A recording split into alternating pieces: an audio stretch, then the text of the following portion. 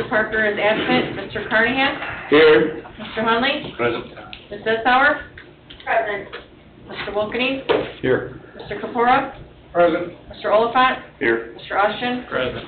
Mr. Bungie is absent. Mr. Kubiak? Here. Ms. Titus is present. Okay, old business, number one, Bankshot Bar and Grill preliminary plat, owner Joe Lopez, 3205 Glenwood Dyer Road, Glenwood, Illinois, 60411. Petitioner Adam McAlpine, 398 East 400 North Belleville, Indiana, 46383.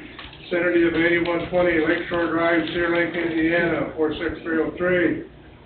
Petitioner's presenting preliminary plat for bar and restaurant renovation project to include new parking lot, perimeter sidewalk, storm sewer system, and landscaping. Hi, state your name and address, please. How you doing? Joe Lopez, 3285 Glenwood Dyer Road, Glenwood, Illinois. Okay. Adam McAlpine, 398 East, 400 North, Valparaiso, Indiana. Okay. You want to explain what you're doing or what the update is? We've been Sure. going on for a while on this. Yeah, back here for the workshop. We did receive comments from Don a month and a half ago or so. I can't remember the date of the letter, but worked through those to get those to Don. I don't expect like a response. Maybe you will. It was pretty recent that he received the response to the comments, but site lighting and photometry, additional information related to the storm sewer plants. There are still some hanging items, such as a geotech report that was requested for the below-ground detention system. We've hired a company, and we'll be getting that in the next few weeks, I hope. But we've discussed this project before with this group. It's a continuation of that discussion. There's the parking lot will be improved. We've identified the number of parking spaces that are available. There'll be perimeter, sidewalk, curb and gutter along the perimeter. The access will be from Foster Street. We've identified, no right turns out of the parking lots so that folks don't head right. Signage there? Signage. There's no parking signs along Foster Street. It's a tight site. And that's a challenge, but we do have, with all the parking spaces identified, and we'll be happy to work through any variances that might be needed for the site. And Adam Forden is his attorney. He's not here this evening, but when we find out what those variances are, we'll work to pursue them. But my client's ready to open up a restaurant here in town, and We're ready to have them do it. We're trying to. Everything in order. I'm trying to do my part too. Sure. There's something hanging off the east side of the building that looks like it's fallen off, and I'm concerned about that falling and hitting somebody. So could you get that removed? Yes, I have some care of that. All right. Don, do you have any comments? Yeah, we issued our original comment letter on June 18th, so we got a resubmittal on Saturday night, I think so. So we haven't gotten into it yet. There's some new items in it, including lighting, that needs to be looked at. It was a pretty lengthy letter initially, so I think you're probably discussing a deferral here in 2 weeks. Okay. Commissioner's got anything? Hypothetically, what kind of variances are you going to be looking for? Or relief items, or where are we at? Well, the building is there, and so there's a setback requirement.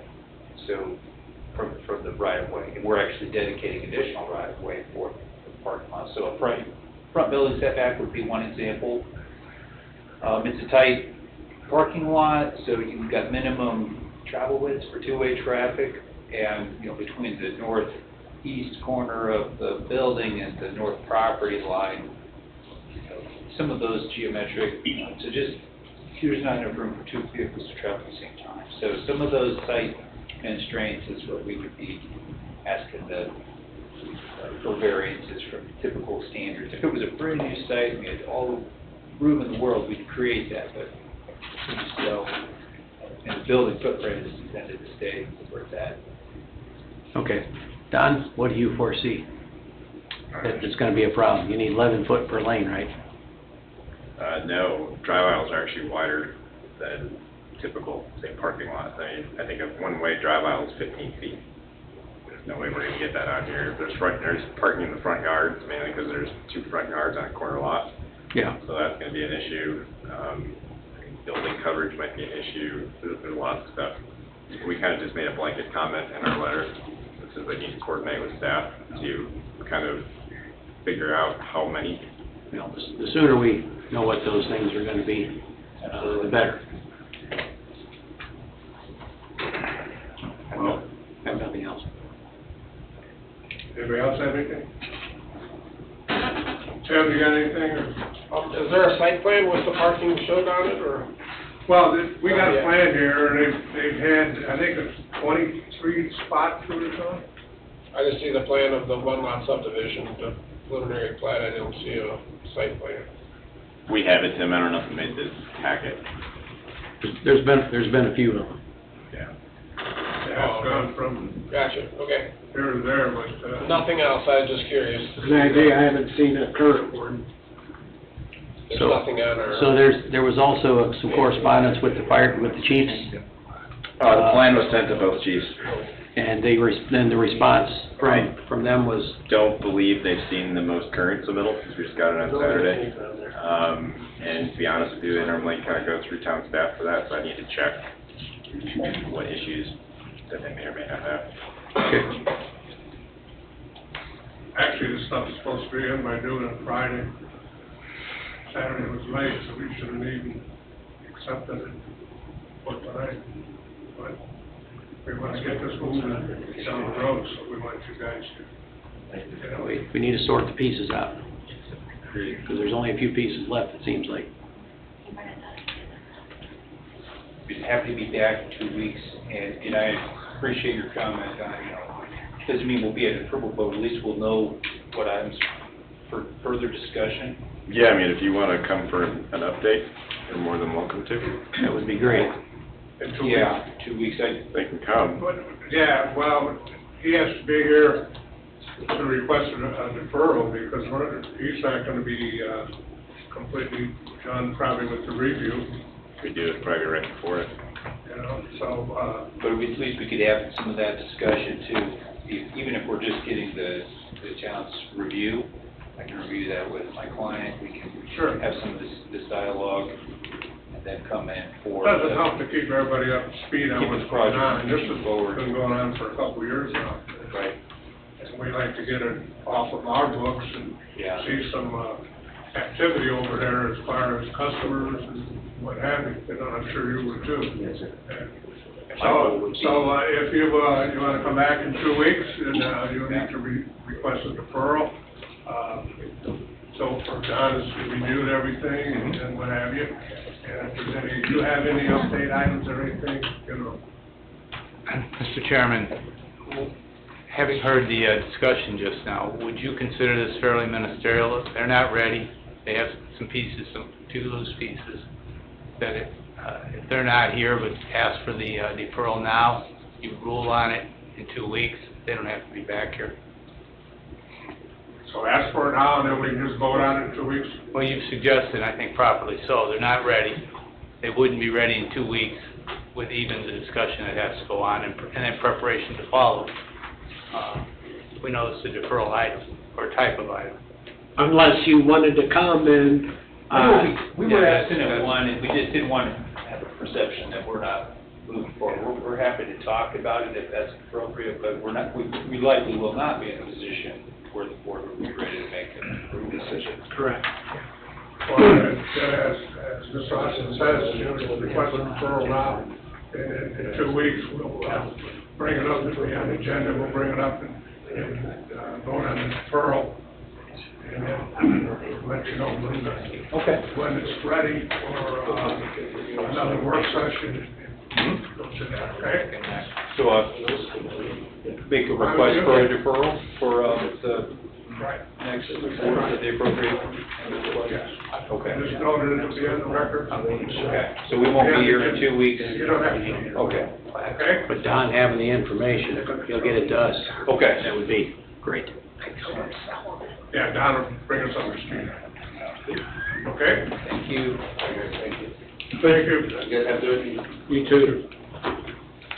Number 2, final plat, storage site, final plat, vacant legal lot of record, preliminary previously approved, site plan approval, owner, petitioner, storage site for Cedar Lake, CC, LLC, 5301 Dempster Street, South,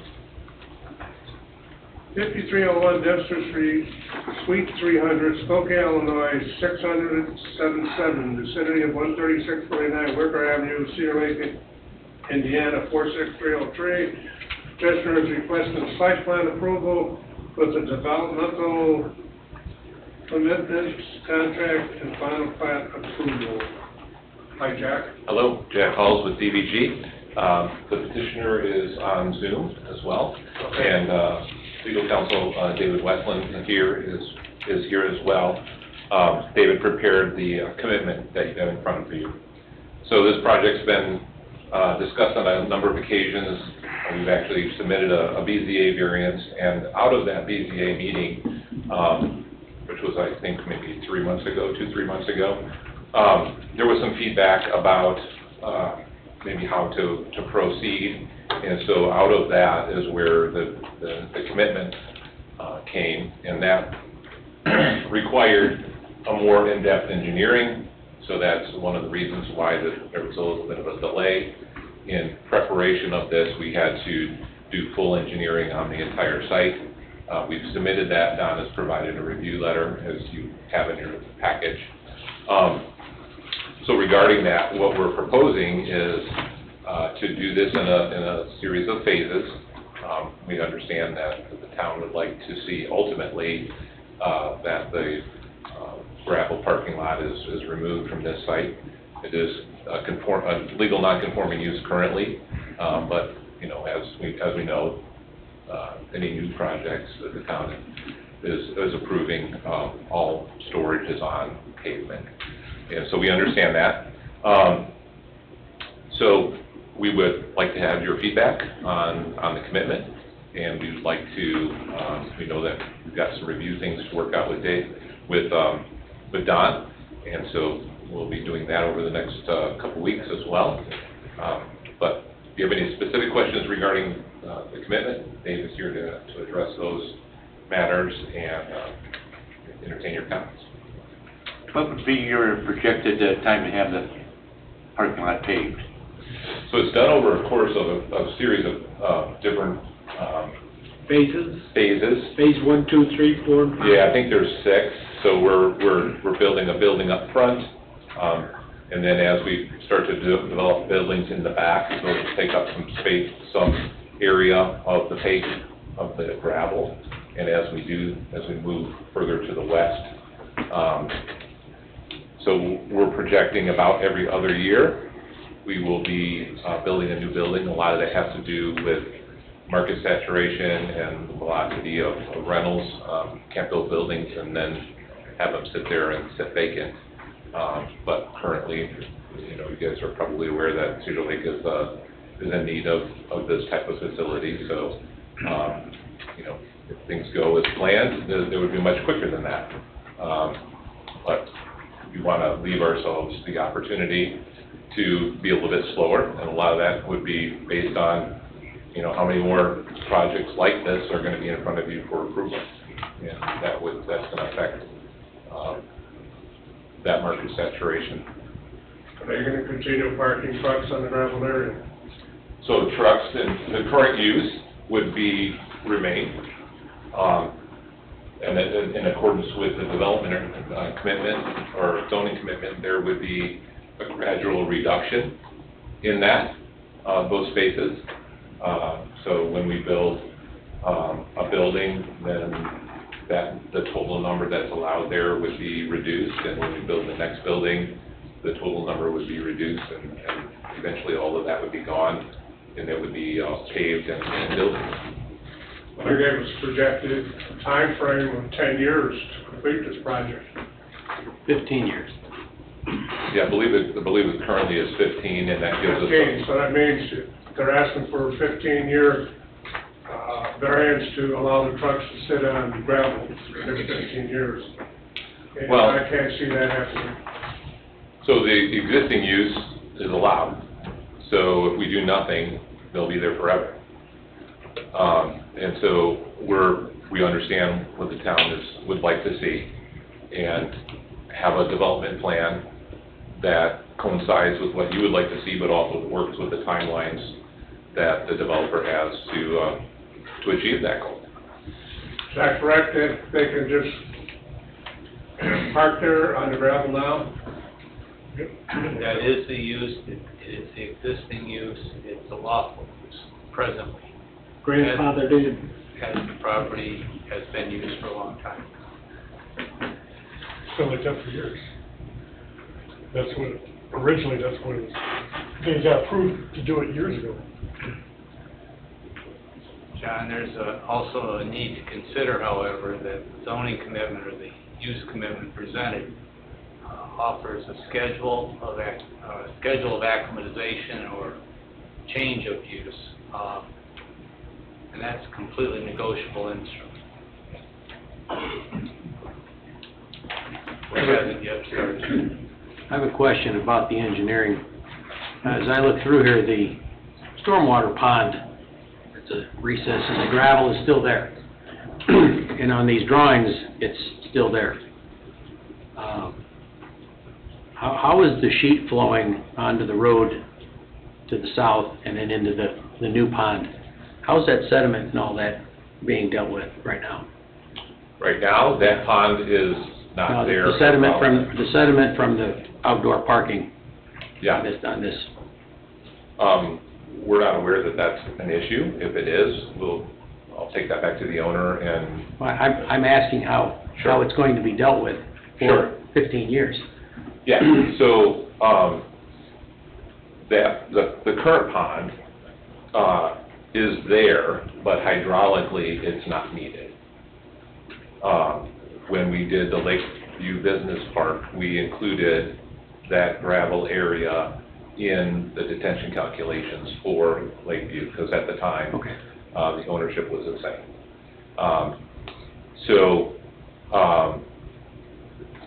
There is a hole in the ground there, and so we're proposing to utilize that now as part of, and use it as a stormwater detention facility. As it is now.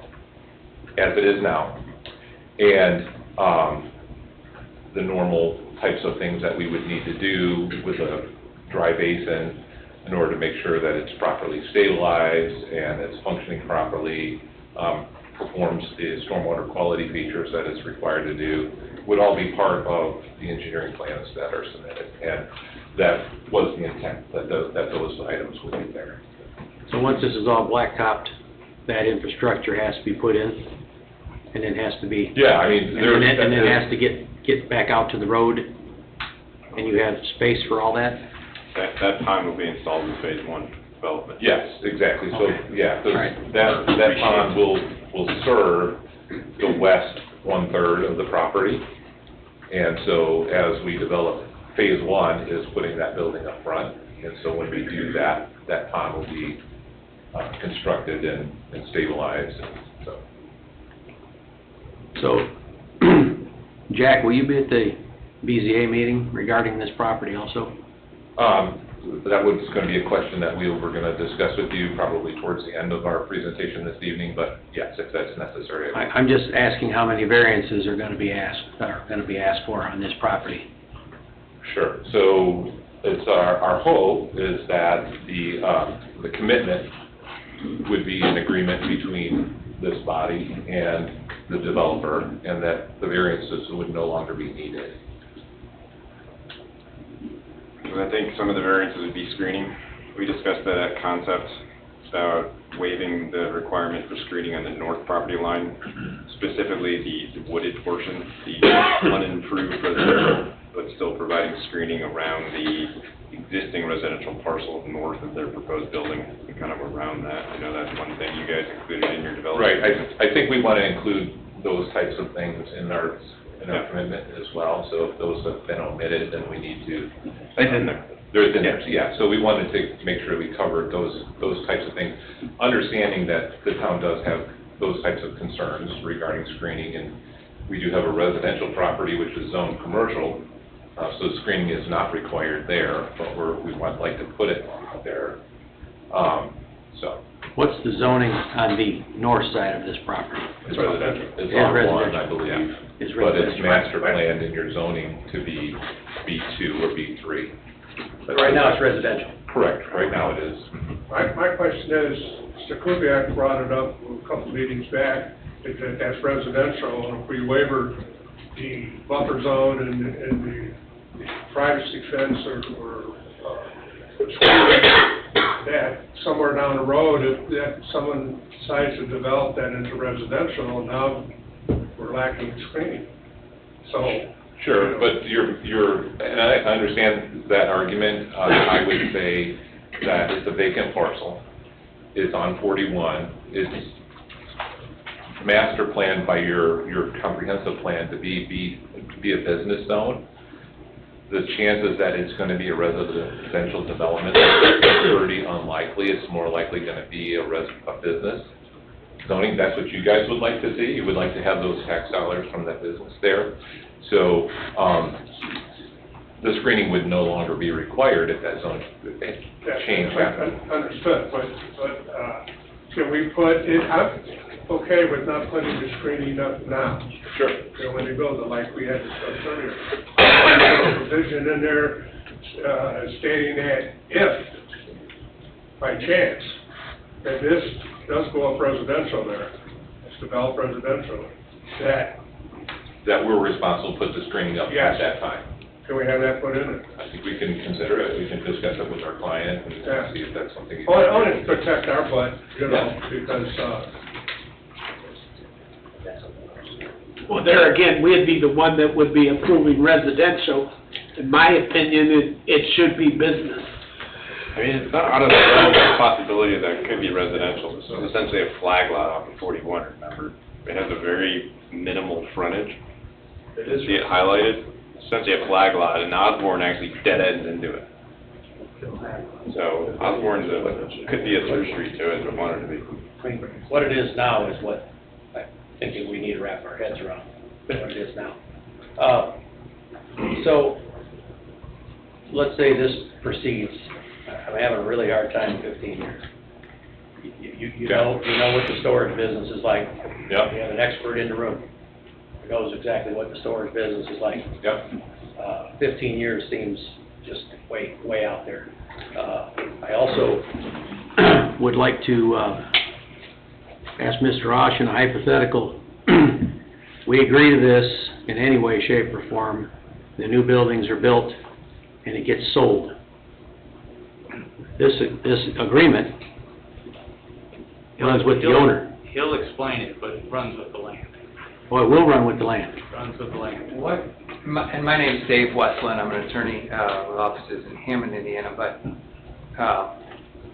what we try to do is recognize your desire, right, and what's in your current zoning ordinance for paving. And I think Mr. Austin's correct that if we did nothing, then you would have gravel there, right? But our client is interested in improvement, and I think it'll be an improvement for the town as well as for the property owner, right? And so that's a win-win. What he doesn't want to do, and I think he believes he's got a legal right to keep it as gravel, but we want to meet you halfway. And to your point, 15 years is a long time, and I think Mr. Austin said it's a negotiable instrument, and I don't want to stand here and negotiate against myself, but it's a phased development. We don't say when the phases are going to occur, other than the outside limit of 15 years. So I think if it goes faster and the market is great, it's by the time we get to that last building, you'll have a paved lot. Hopefully that's in 5 years. But we didn't want to with not knowing the market, lock ourselves into, hey, in 5 years, let's say we only got 2 buildings up, now we're gonna have to pay. So I think the development agreement, or the development commitment that runs with the land and would be, if we sold it or whatever, try to strike a balance. Now, if you said that outside limit shouldn't be 15 years, it should be 15, should be 12, whatever, picking a number out, then that's the discussion we wanna have. So, that's what we came here to talk about tonight. We don't believe we need a variance for parking, especially if we have this development agreement. And so that's kind of where we're at with you folks, and kind of wanted to hear from you, like, we presented this back in July. You know, we haven't had a chance to come in and talk about it, so that's what we're kind of here to do today. We want to meet you where you're at as well with getting this paved at some point, but understand that we can just leave it how it is, right? But nobody wants to do that. Well, so. you're right, you can leave it how it is, however, there's really no new buildings either. That's correct. So. But that wouldn't be good that's for not- any of us, Well, right? it's not, it is absolutely not. I think 15 years is for me, is totally off the table, considering, again, storage. And, you know, it's always been storage, I get it. I just, what assurance do we have that they will finish this, whatever the time frame is? We don't have an assurance of any kind So that far, this will be done. So far, Jerry, we've seen nothing about assurance, no performance surety. In fact, if you'll recall, we talked with their predecessors, the representative was here. We talked about ways of securing the approval for the benefit of the town and its taxpayers. And one of those ways was by a PUD. We were locking things in a PUD and a contract. Sureties would be involved. That hasn't been discussed yet until now, but it is one way. And it also seems, the argument is interesting to me that we would bring the town into partnership dancing with the developer about 12 or 15 or whatever the number of years is. We haven't done that historically. Our ordinances are not set up for those types of items, although the development commitment is a step towards that in the code, and I appreciate that. We've seen, and historically, in contrast, to help you understand what my struggle is, Centennial subdivision was done by the Old Talks in 2006, 17 phases later in 2024, here we are, it's finishing. But they took and did it in phases, like you suggested, Dave. So that's another avenue or method of tying it down. And then to go back to answer your question, Jerry, I didn't mean to digress. Some form of surety would be needed. We have a subdivision plat here, so that would require it. And then you could build that in for a negotiable instrument, such as this development commitment. So. I'm sorry, I don't know if I can be heard. This is the owner, Jim Sag. Is it possible for me to speak if I identify myself and my address here? Yes. Sure, Jim Sag. I'm one of the owners and the Chief Development Officer, 5301 Dempster, Suite 300, Skokie, Illinois, 60077. I am unfortunately quarantined at home with COVID, so I couldn't make it to the meeting. Notification alert has arrived. Feels very much like 2020 where I am. I just want to make the very important point to everyone that the reason we're having this hearing, the reason we can't proceed by right, the reason that we had to do the plat of consolidation is all born by building the building at the front. If we did not want to build the building at the front, we could proceed with the orderly development of continuing to build buildings at the back, the way that our predecessor and their predecessor and their predecessor had. And if we did that, yeah, the parking would go away faster.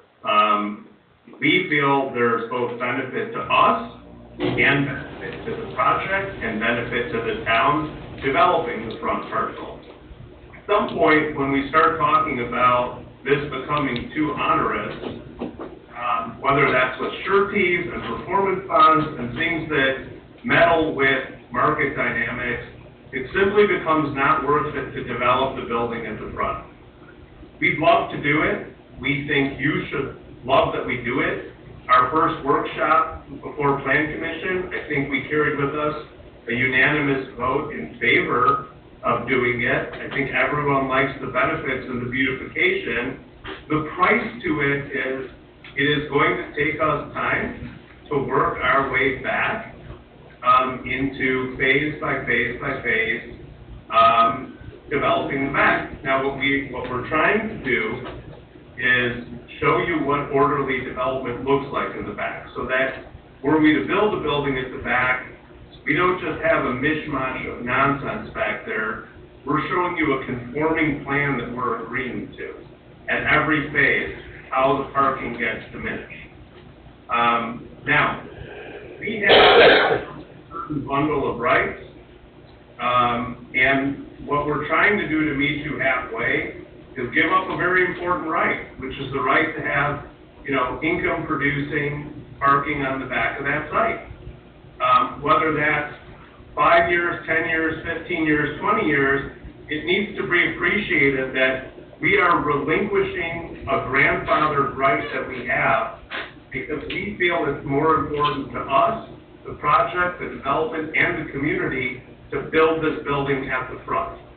So I would really appreciate it if everyone kept, a certain amount of focus on, if we want this thing built at the front, which I think we all do and would agree is the best development, let's not focus so much on what's happening back there, which will be screened, when we're showing you a path towards it being developed. If this starts to get too onerous, it just becomes not worth building the building at the front. And, we can certainly revise our plan to just proceed with something that more by right looks like, the orderly development of additional buildings at the back, including that instead of building the 24,000 square feet at the front, we'd immediately just build two 12,000 square feet buildings today. If what we're hearing in feedback from the town, we care more about getting rid of that parking than we do the building at the front, then we are all ears. We're listening, and we'll come back with a plan that scraps the building at the front, because it's again, at some point, it's just not worth it to do so. Nobody ever said, do not build the building in front. That was your idea, saying, well, we'll build it in back, but then you don't have a visible road recognizable to the town or to us, and what have you. But this commission never told you don't build it up there. What we're trying to do is bring this project into the ordinances of this town. Yes, we care about parking in the back on the gravel because it's not supposed to be like that in this day and time. And that's what we're after. Now, if you so choose not to build that building, that is entirely up to you. But bring us back your plans, what your phases, and tell us what's going on, and we'll go from there. Plain and simple. Mr. Chairman, if we don't do nothing, it's going to remain gravel. If we do something, we get a commitment. We have places in town now that aren't complying with the ordinance or haven't complied with the ordinance. This way we're getting a commitment to get it done. And I don't know if we could get like a maintenance bond or performance bond to cover that in the future.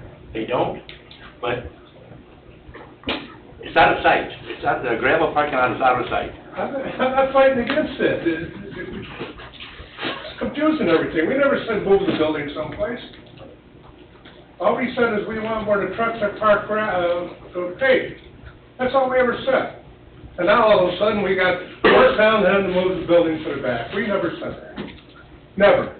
The last two storage units projects, was it, I should know this, because it's close to home, 4 years it was done? Approximately 4 years. Cedar Lake Storage, what was the window? I'm sorry? What was the window for Cedar Lake Storage? Do you recall? Start to 2 years. finish? 2 years? 2 years. Okay.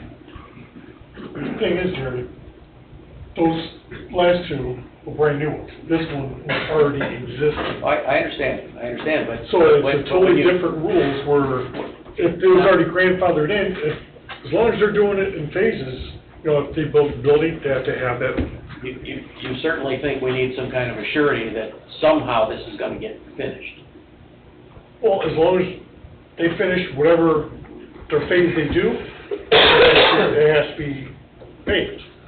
And then the next phase, if they start the next phase, then it has to be paved. I'm talking about this, them spending 15 years to do this. But the thing is, if they don't put no more phases, as it sits right now, Yes. they're entitled to keep it gravel, because that's what it was years ago. I totally understand. So how can we put them on the hook, say, oh, no, we want something bigger? I don't think that's fair. He wants to build a building in the front, that's what's triggering all this. But that's what he's trying to say. Yeah, But, okay, get the front done, and then whatever phase afterwards, 15 years, Joe. up to 15, I thought. It depends on the market. When the economy crashes, you know, next year, I get it. I'm- I get it, but where does that leave the people who are here? Where does that leave them? but So what I'm hearing you say is, and I actually would like a little bit of clarity on this, that a development commitment of this sort would be something that you would entertain. One more time, sir. I said was a reading something. development commitment of this sort would be something that you would entertain versus seeking variance for this project. I would, yeah, I would say, Because I'm gonna we need to know how to move speak, forward. I'm gonna speak for me, Sure. I think Sure. there's a lot of stuff that has to be worked through. I think there's some fairly high hurdles, though. I understand that, and we heard that about timelines, we heard about, sureties, you know, these types of things, but we need a path forward on this project, and so, it seems to me that a commitment structured similarly to this, maybe with some few tweaks, some additions, subtractions, whatever needs to be done, would be agreeable to this body to move this project forward. Dave, if this building is built in the front there, we will benefit with TIF money, This parcel's in the TIF district. so the town will benefit getting more tax dollars directly to the town. We like this project from when they brought it in on day one. We were in agreement with this project on day one. They came back and were balking at us, telling them that they have to pay for the gravel list. And since then, they've been coming back to us and telling us this is this and that's that, and not listening to us. So, I mean, we wanted this project from day one, we said yes. Yeah, Okay, and yes, you are correct. Put something together that we can vote on. Right now, we have nothing we can vote on. Well, in order to get there, we needed to have this conversation so that we could determine where everybody stood on the matter, and really appreciate that. And we needed a document in front of you, right, which you now have, which you've had a chance to look at, and we've heard the feedback, but until we had that document, right, like, we didn't know, and well, I'll leave it at that. Yeah, so, and we needed, to support that, we needed to have engineering done, so, you know, that's the timeline. So we have some further conversations we're gonna have with Jim, and make some tweaks. We'd like to be back here in 2 weeks. We're not looking necessarily for you to vote on the project at that point, but we are getting to a point where Conceptual discussion? we want to continue this conversation and show you where we're at so that the September work study would be more profitable, more, we can say, hey, hey, we've come a long ways in the last 30 days, we're ready for a vote in the middle of September. That's what our hope would be. In that time, we can address the engineering issues that we've got on the table. It gives Dave and Dave some time to work out the specifics of the commitment. I think the thing to keep in mind is that we have, we're almost experts in storage units here in town. And the last two were done in a couple phases. Yeah. And they were done in a very small window. Yeah. And the buildings in the back here are not, they're not, you know, there's not so many of them that it's unfathomable. I think that Jim would agree with you that given the current circumstances, that this project will go way faster than 15 years. But he also doesn't have a crystal ball in front of him to say that I can commit to doing this all within. Nobody knows how we're gonna feel November 6th. Right, exactly. So that's the reason for the timeline.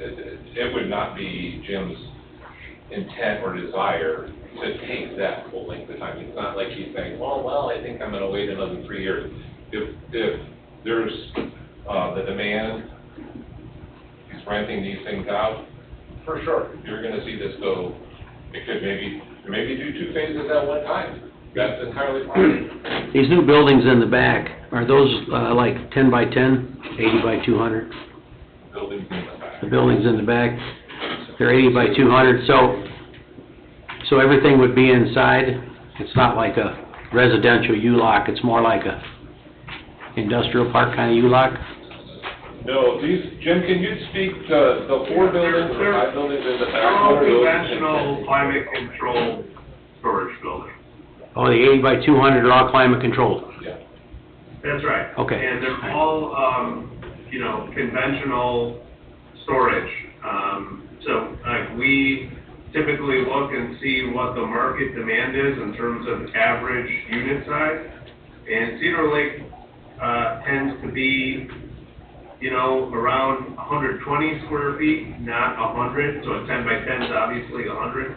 So we try and design a unit mix within those buildings that give plenty of drive-up climate controlled units. But yeah, these are for,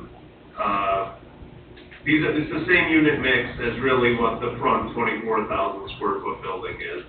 I don't have on my screen right now, I'm on a laptop, I have my site plan up. What I can tell you is none of those buildings are more than 12,000 square feet, because in prefabricated metal construction, the only way you can non-sprinkler buildings like this is for them to stay less than 12,000 square feet. So you've got buildings around or a little less than that size, one after the other being built, with an emphasis on drive-up climate controlled and interior climate controlled. Average unit size somewhere, 115, 120 square feet. These are for primarily for the same customers that would rent at any of the other storage facilities in Cedar Lake. There's not specialty storage. Okay, so what we're looking at in phase 2, the building to the west, then phase 3, and then phase 4, the 80 by 200 is just for presentation purposes, because we got different square footage at the bottom. We got 29.4, we got 12.45, okay. Yeah, okay.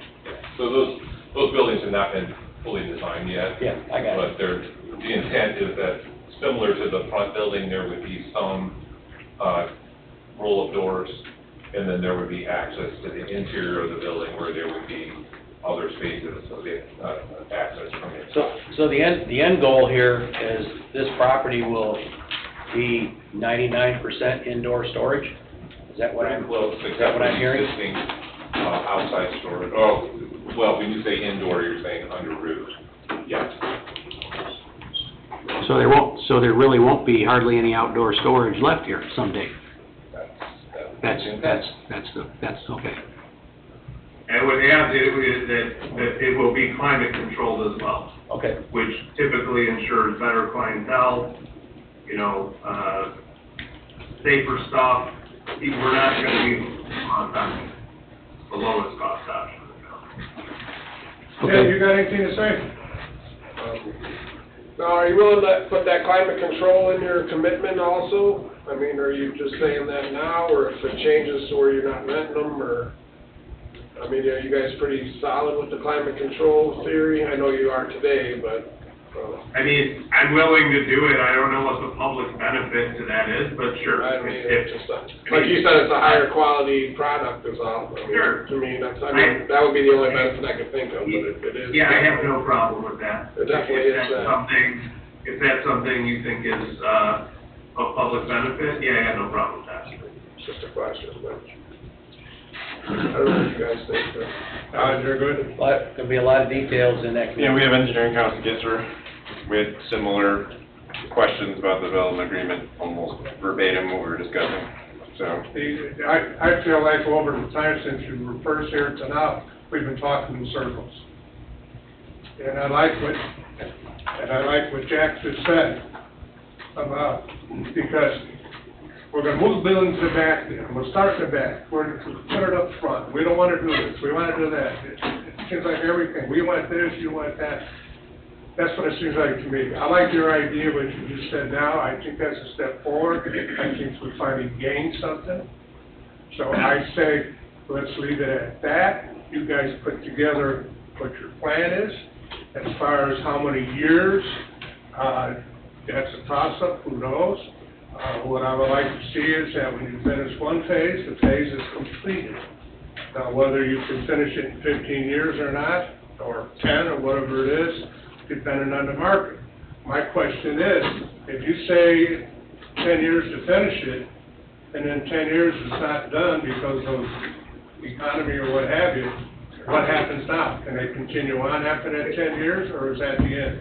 If I could, Depends on yeah. what's in that commitment. Pardon me? Depends on what's in that commitment. Yeah, so something of severance, or non-completion clause needs to be added to the agreement, and we can talk with Jim about what that would look like and present that to you in 2 weeks, and, you know, we can have some discussion about that.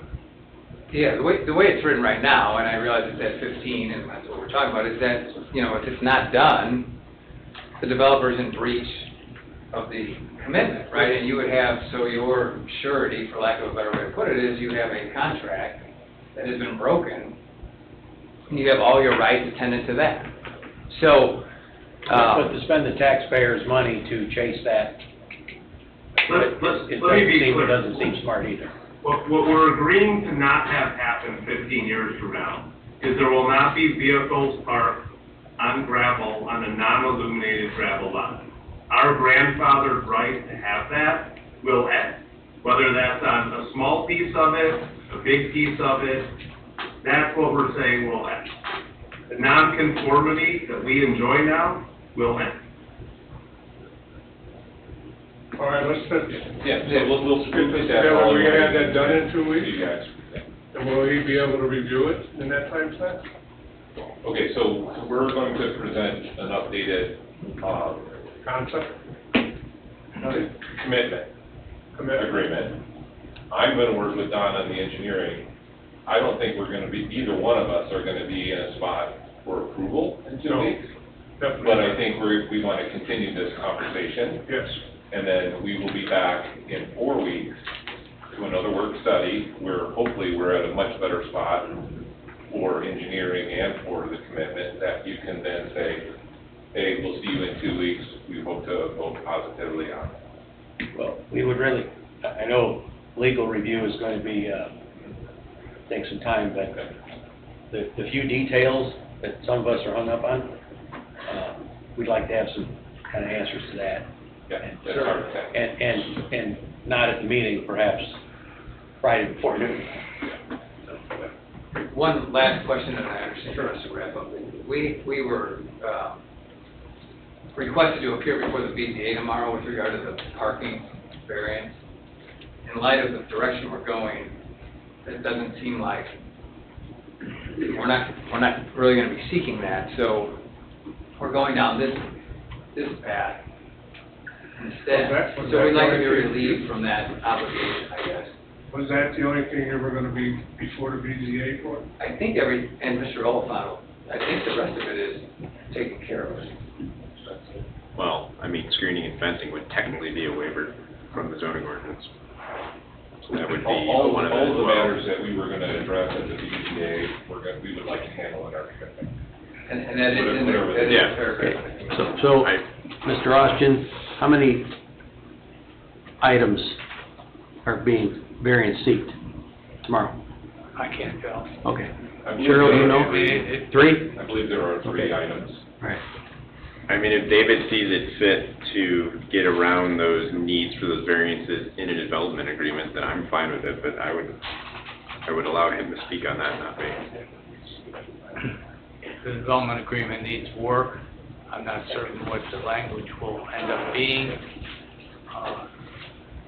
So I would not recommend, in fact, I think you don't want to do this.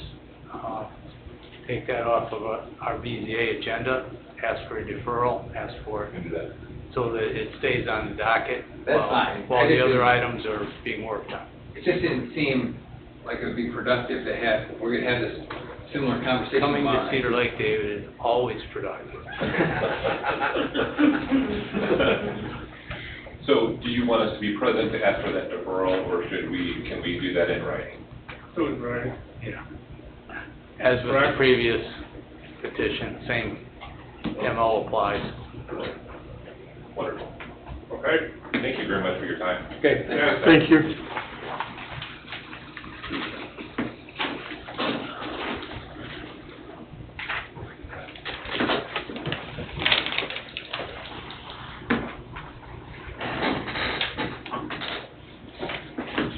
Okay, number 3, Hanover Central High School, site and concept plan for synthetic turf field.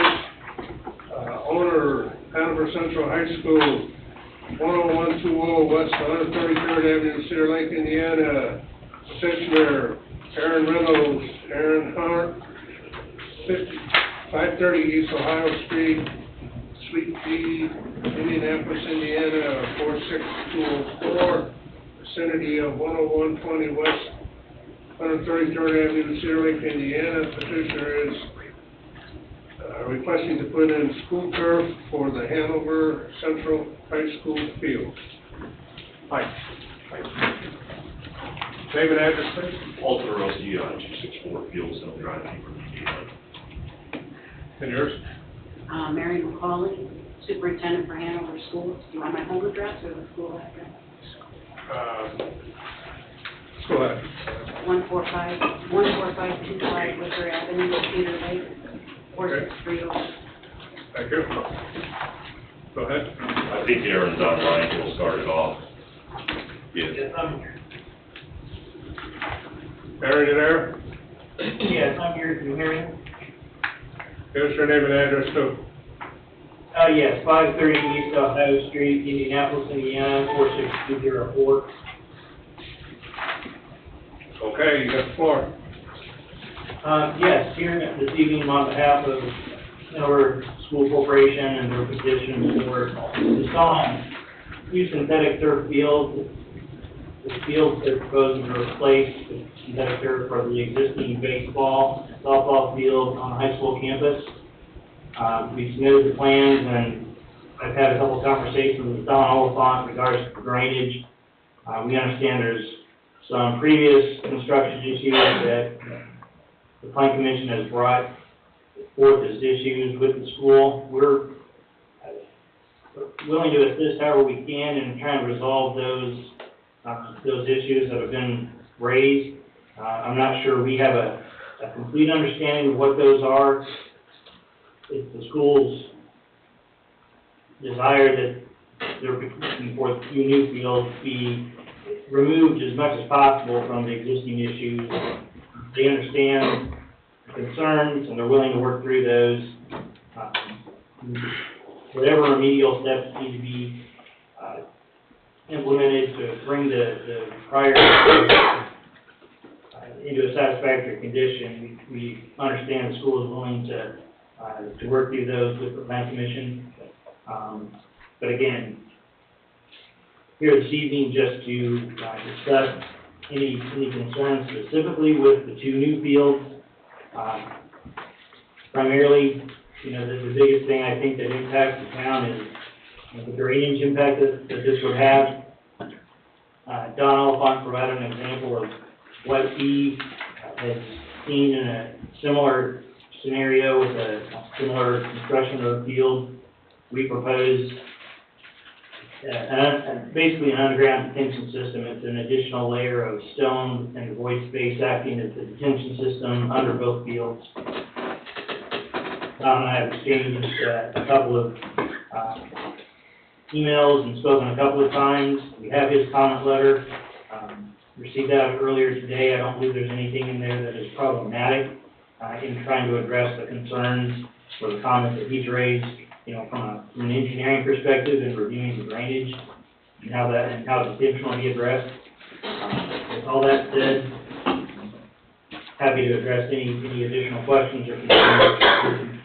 Obviously, the superintendent is here from the TIF corporation as well, that may be able to address and provide any additional insight on what I understand are the additional concerns that have been raised regarding other outstanding.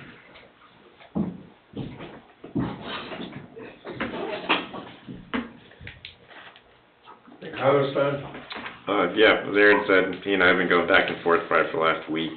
We issued our comment letter this afternoon, so it did not make the packet, but the comments were minor in nature regarding this application. We kind of gave them a template of what we've seen with prior retrofits that have been done throughout the county. So we had a good idea about how to handle this, and they provided a good submittal. So, regarding this application on its own, we're moving in a pretty good direction. Is there plans for the soccer field to be artificial turf too? No, just baseball and softball field. Eventually in the future? We haven't gotten that far yet. Okay. Have you got any comments? Just want to make sure that the stuff that this is training into is able to function, that's all. Has that been resolved? Because that seemed to be the snag. We haven't received a resubmittal from Turanga to address the one comment of note that would be tied to this. And it was really going to be tied to the softball field. There was something on their survey that showed one of the systems full of water, whether that was a survey bust or they couldn't get access to the manhole. Sometimes happens as well, because the softball system does drain to that system. The baseball field has a separate outfall into the regional detention basin, so it's not an issue. I would expect for their sake, they would also want to know if that's functioning properly. But no, that would be the only thing that would affect this application. I think that was the only thing that was kind of hanging out there. Access to those manholes, but since then, we've worked that out. Yeah. I was hoping it was just a survey bust, because if that wasn't functioning, you probably would have known, because it's a large system, so. Do you expect to get something from Turanga then? We expect a resubmittal, but I haven't heard from Stuart in probably 2 weeks. So I've been working through that with Stu and Baby in there. So we've been working through that, and we hope to get you something here in a few weeks. 8 of the 14 items we've already addressed, and those comments are in the as-bills. We're working through the final items, 6 items with the contractors and get them back on site. So yes, you will have something here in a few weeks. Perfect. But you need something by, next Friday for go in? If they're rather certain that has been addressed, that would be the only thing that would affect this application. All the other stuff deals with prior approvals that are, in my opinion, they should stand alone, so. So you mentioned other projects like this. Is the field going to be excavated deeper now? Yes, this is going to be similar to how the football field was retrofitted. Okay. So perimeter drains, what we call a typical section of turf over aggregate. The aggregate will make up for basically taking it from grass to effectively an impervious surface. So that's how we get away our rate control, to kind of keep everything the same. I don't have a problem with the turf, but we have to make sure all those documents are where they need to be. Most certainly.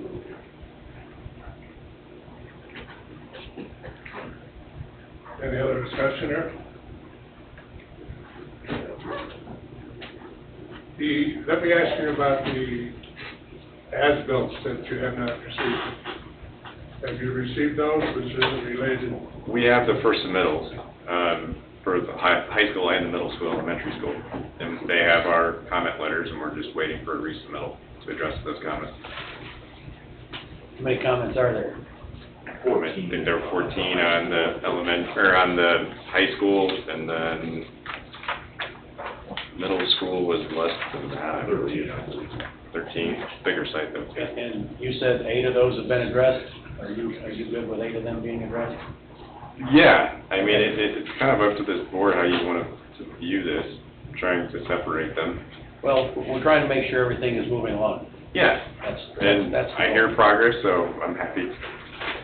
So we'll wait to get a resubmittal and report back. So that's good to hear. This request is for both fields? Correct. Okay, all right. I mean, outside of the turf field, there's very minimal development going on. Yeah, we just like to make sure everything is moving forward. I get it. And, we have to know about that pipe that you guys were talking about. Yeah, like I said, if that wasn't functioning, they would have known it. We have a standing meeting with Ring every Friday. Okay. Okay. Any other discussion? Not, then we'll see you in 2 weeks. Thank you. Thank you. Thank you.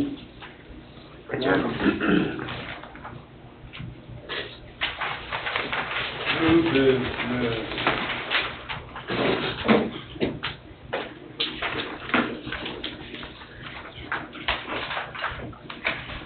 Christopher Warnoff, concept plan for 2-story building in MZ zoning. Owner Christopher Warnoff, 10708 West 133rd Avenue, Cedar Lake, Indiana.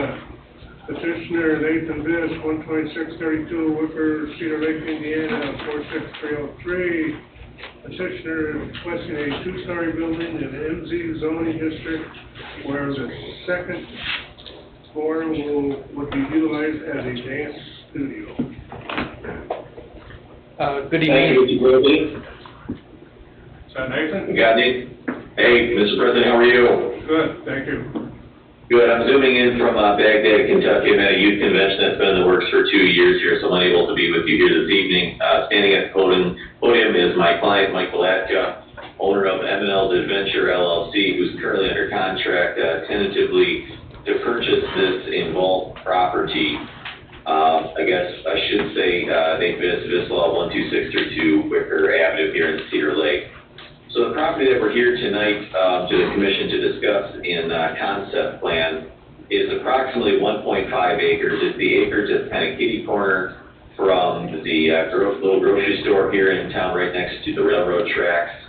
Like I mentioned, approximately 1.5 acres. It's been vacant for an extremely long period of time. The prior owner actually built a small pond on the backside of the property that's kind of used for some watershed storage, things of that nature. So this 1.5 acres, my client is proposing to build a 2-story building. The first floor would be comprised of some office building space as well as an anticipated restaurant and driving-through space. And the second floor would be comprised of a variety of rooms coordinated for dance studio training. And the approximate square footage for each floor would be approximately 8,000 square feet, so about 16,000 square feet in total. We've hired an architect. They've done some preliminary drawings. We've also engaged Turinga Engineering to conduct site survey. We've engaged with Soil Solutions for a preliminary wetland study. And tonight what we wanted to do is engage in a dialogue with you before we go too much further and invest more into this proposed development to further kind of understand where the Plan Commission's thoughts may be at. A couple of questions that have come up is upon a review of the zoning code and the proposed use, especially with the 8,000 square feet that would be on the second floor, there's a question of how do we determine those parking spaces since the dance studio is not directly in the zoning code. We think that perhaps a trade school, private school is the best mechanism. And based upon our drawings, we would need approximately 96 parking spaces, which we believe we can fit on site. The second item is that in addition to the proposed building that we're proposing, there's an existing storage building that's on site already. We'd like to keep that building there kind of tucked away with a cross-access agreement. My client would like to use that for a separate business purpose, so I know your thoughts on having the two buildings on the property. And that's probably the biggest variance that we would need to seek, would be to have two buildings on one property. So with that kind of as a background, we'd like to discuss this proposal with you. The proposed build-out is about $2.5 to $3 million. It'd be located within the TIF district here in town. It would take an unused lot that has had little use since its inception next to a railroad track, and really put it to good use for the town and multiple businesses and occupations therein. So I guess to start, it's our understanding that there's a moratorium here in town. We've asked a couple of times at town hall whether or not this lot would be implicated by that. I've not yet received an answer. So if we could just start the conversation and dialogue there with what we're describing with a lot of questions to the Plan Commission. Would the moratorium currently in place in town negatively affect kind of the vision and goal that my clients have for this? And I should say my clients are an existing business in town running a very successful dance studio, and that's one of the reasons that they're looking for kind of a significant doubling of the size of the location. Answer your question on a moratorium, I don't know. Well, it's pretty significant. That's, we've asked and have not received a reply, and that's, I guess, why we're asking it on the record this evening. It's a very critical step here before we decide to invest hundreds of thousands of dollars and then millions in building. I agree. Does anybody have an answer here? There is a resolution of moratorium declaration, and this parcel probably is located within it. But that does not mean that it is perpetual, and does not mean it's not livable. And I, like you, need to read that. So I guess my question would be, if this does fall underneath the moratorium, is there a process outlined? Would it be a variance before this board or a variance before the Board of Zoning Appeals to have a variation to that ordinance to allow building on this site to occur? Potentially. It's Okay. 1/2 acre above our moratorium. Correct. Again, we need to read the resolution. This is a commercial development parcel. There were exceptions in that. The moratorium was targeted for high-density residential, if you'll remember. So respectfully, Mr. Austin, who should I direct this question to? So my client's in the due diligence phase of this process. You can appreciate the fact that we need more information. Who and how do we get this information from to help us make this determination? Town manager Jeff Bunge's in the house, and he would be the man. Okay, can I receive a confirmation that we can get an answer by the end of this week, please? Yeah.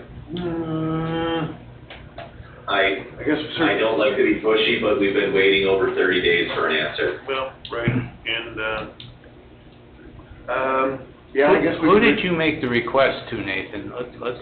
The request went to the town manager, respectfully. we've talked. Okay. I mean, then he was out of town, he was traveling, and I didn't. Yeah, I get it. That's why I'm asking, so. Nathan, a couple days, you'll have it. Thank you. So the second question that I have is, what we're proposing and discussed here to the members of the Plan Commission is, I think, a really unique, beautiful building. Mike has shared with me a variety of pictures of two-story buildings, a variety of brick exterior and glass exterior fascia facing 133rd. But on the back side of the property, the existing owner has a storage shed. I understand he's using it to store a variety of vehicles, and what we'd like to do is keep that as part of this parcel and have just an ingress-egress from a parking lot that he can continue to use it. What's your temperature on a setup like that? Obviously, it would require a variance of some form in our application process. Is that just completely in left field and we wouldn't consider it, or is it a way that we can keep both buildings on there and collect both their value from a property tax perspective as well as their usefulness value. Are you saying there'd be two different owners? No, there would be the same owners, Mr. President, same owners, just two buildings on the same lot. I'm guessing with an ingress egress, something on some plat? Correct.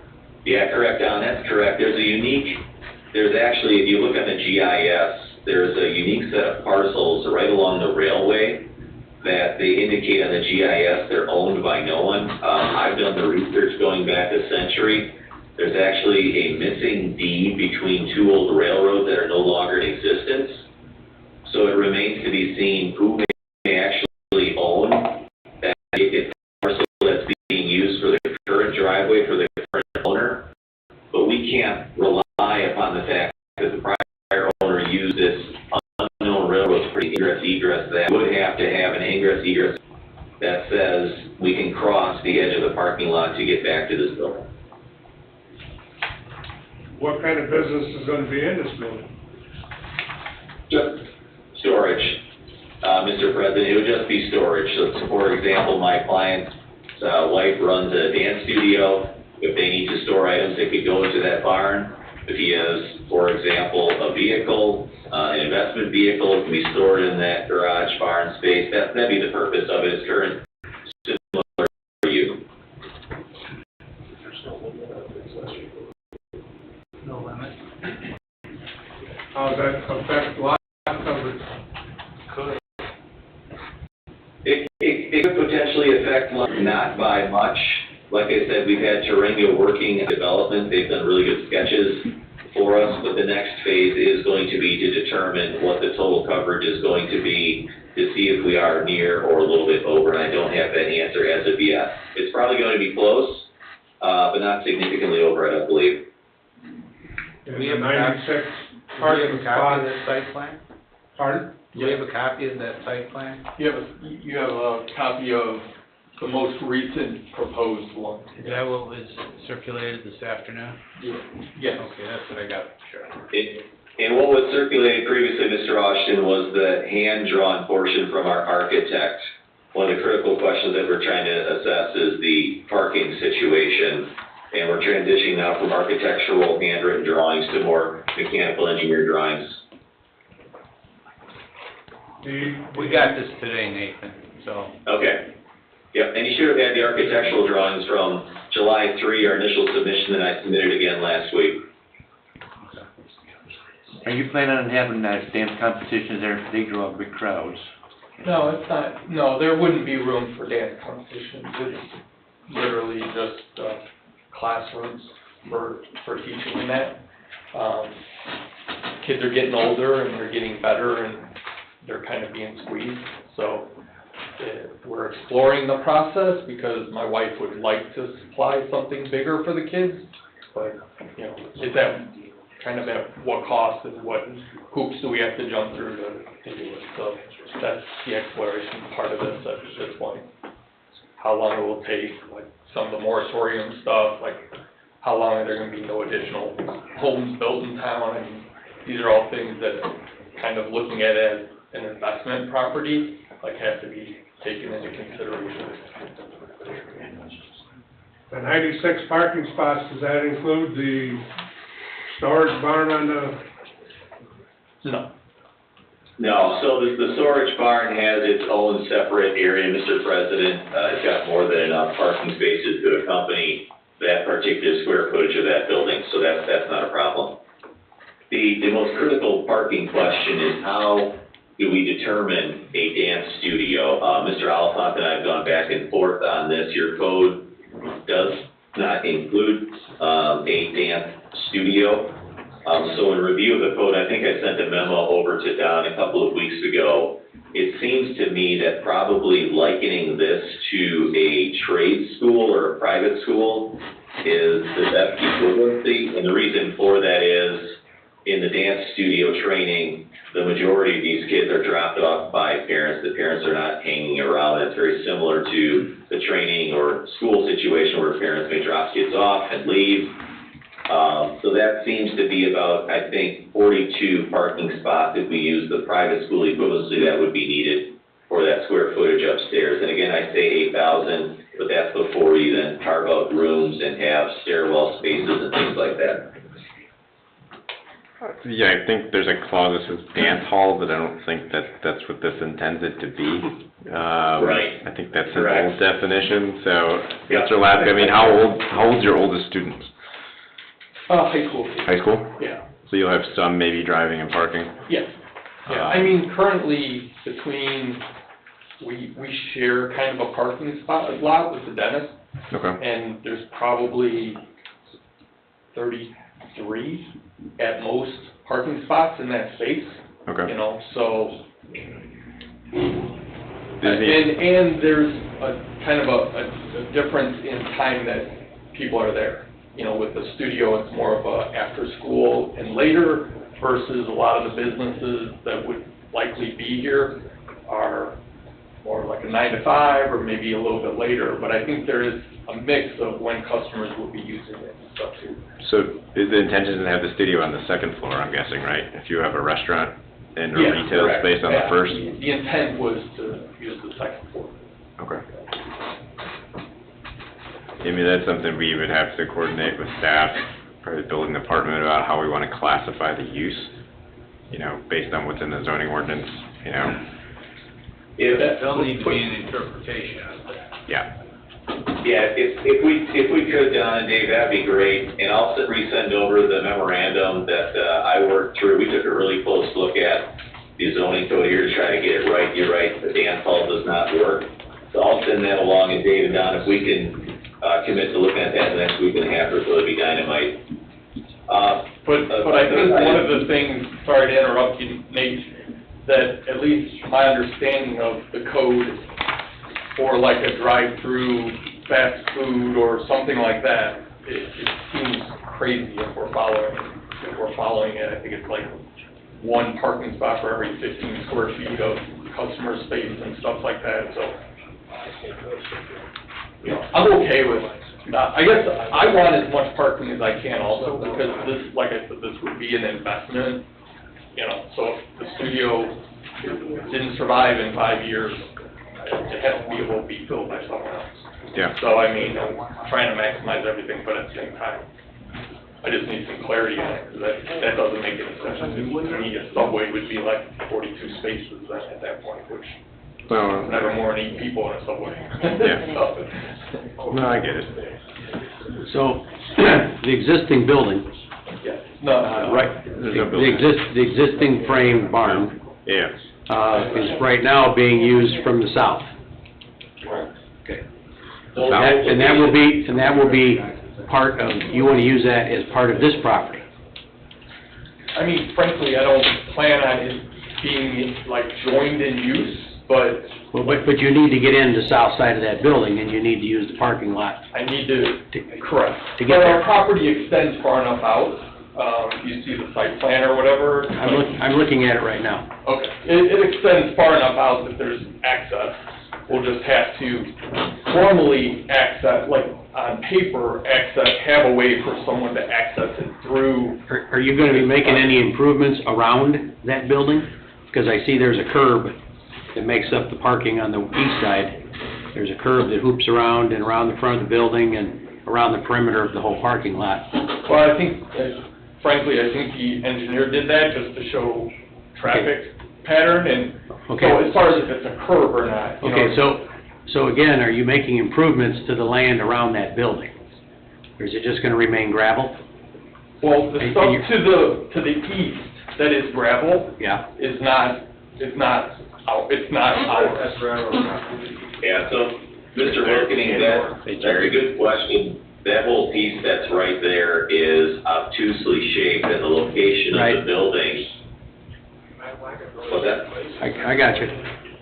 Yeah, I- so we would have to try to fit within the parameters of the zoning code, and that kind of segues to my next question.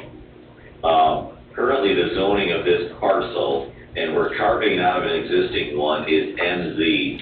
And I've not been able to find where, how, or when in our history in the town here we designated this MZ and what was meant by it. It means multiple zoning uses, but I haven't been able to find the ordinance that says this is what's there. And Hey Nate, So- I think it's B2, R2. The only reason that anything becomes multi-zone is when a parcel owner takes two plots of land to the county and combines them, and they're two different zonings. So that's how they get multi-zone. So what the building department has to do is they need to go back to the original zoning book and find it. Because we can't. B1, B2. Huh? B1, B2. Okay. Okay, so, and that's good, that's gonna be helpful here to answer Mr. Wilson's question. So when we do that, we determine the zoning, obviously, and then when we get to that point, we'll have to take a look at what the setback requirements are going to be, things of that nature. And once we know that, we'll be able to come back and see if we need a variance of, say, 1 or 2 feet for side setbacks around that side building. It's just, basically what we've got here is a rectangular piece with kind of a mole on the side of it that has this commercial building on the side. And this is all created from unique lot lines created from the railway over a century ago. So we'll try to do the best we can to work within the existing code for that existing building. And if we need to work through some, site blockage, things of that nature, we can see what's available. Well, I understand, I understand exactly what you're saying, but so many square feet of a building is only gonna allow the fire marshal is only gonna allow so many people. So instead of chasing something in circles, if a plan of the building is submitted to the fire marshal, state fire marshal, wouldn't he be able to give it an occupancy, which would dictate the parking spaces? You already know how many parking spaces you use up for how many clients in the existing building. So that you already have a number. I don't know what that number is, but I do know that you guys are bleeding over into the dentist office often. Yeah, well, that's why I told you 33, I didn't say I got 23. No, I understand, I'm just saying that the fire marshal's only gonna allow so many people in the upstairs or downstairs, whatever it is. Maybe we need to work this backwards for parking. But do they? Well, the fire marshal is based upon the square footage of the interior of the building, right? Right, that's what I'm saying. Right, but then parking is a whole different algorithm. Parking is based upon the type of use, who's dropping people off, the hours, things of that nature. Yeah, I think if you got an occupancy on it, that would be a very high number. It'd be higher than, I think. You wouldn't have enough parking spaces, you're saying? No. Right, I mean, if we were to have a daycare center in here, you wouldn't run the number of parking spots based upon the number of children. That's kind of the equivalency here. There's some high school kids, a lot of younger kids, so we can't run parking spaces based upon the number of kids that aren't driving. So your client, Mr. Viss, already knows how many clients he has and how many parking spaces he needs. So what is that number? I mean, well, currently we have 33. I'm not building a building assuming that I'll only use 33. I'm assuming, I'm trying to maximize it. I guess I'm asking is what the city is going to require, and if I can meet that, right? Like I'm putting as much as possible. The only reference is what you're already doing. That's what I'm saying. Right. Well, we need to look at the zoning code and make an interpretation about the Yeah, proposed uses and go from there. The critical reason is we've got potential wetlands in the back, right? And the number of parking spaces that we can fit on site depends upon what our wetlands delineation is going to say. So in order for us to understand how much wetlands we need to perhaps buy out somewhere else, and we need to know how much parking we need on site. And what's critical to that equation is what interpretation of the code the town is going to give us. So it sounds like Don and Dave and myself, we can work together the next 2 weeks to try to come to an agreement as to how we want to interpret the parking requirement. Is that a fair statement? Well, let's get back to the wetlands. Don, is that showing up as wetlands? Because the water back there, that was all designed to take care of a problem before 133rd was done. It does not, but that doesn't mean anything. It doesn't. What do you mean it doesn't mean anything? That's just based off of the National Wetland Inventory. Yeah, unfortunately, I think it's not. It's based on the vegetation that can be found there and things like that. Well, if you dig a hole, take care of stormwater sooner or later. everything's on the road there. that's part of the evaluation. If it's deemed to be man-made, then it's exempt. But that's what Do Soil we Solutions is know going if to it was do. man-made? I don't know. Yeah, we do know if it was man-made, because the guy who made it sits back here, I think.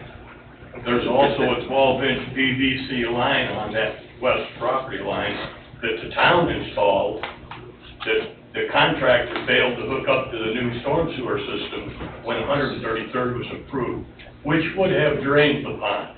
So, you call it whatever you want. Okay. Well, we'll have to work through that too. Yeah, I'll need, some information to that extent, because that was the one question the engineer asked of me, is where does this go to? Yeah, I personally don't think this is a bad plan, this is a good plan, but obviously there's some details that have to be worked out. Is that building 69 feet by 110? As proposed here is 65. Okay, I couldn't tell if that was a 5 or a 9. Yeah, the second floor would probably be a few feet larger along the length, because frankly, for bank financing purposes, a lot of if you are actively, your business is in more than 1% of the building, so you may extend it out to get a little bit more space. The top will be... It may come out 5 feet or something like that. Just longer? Yeah.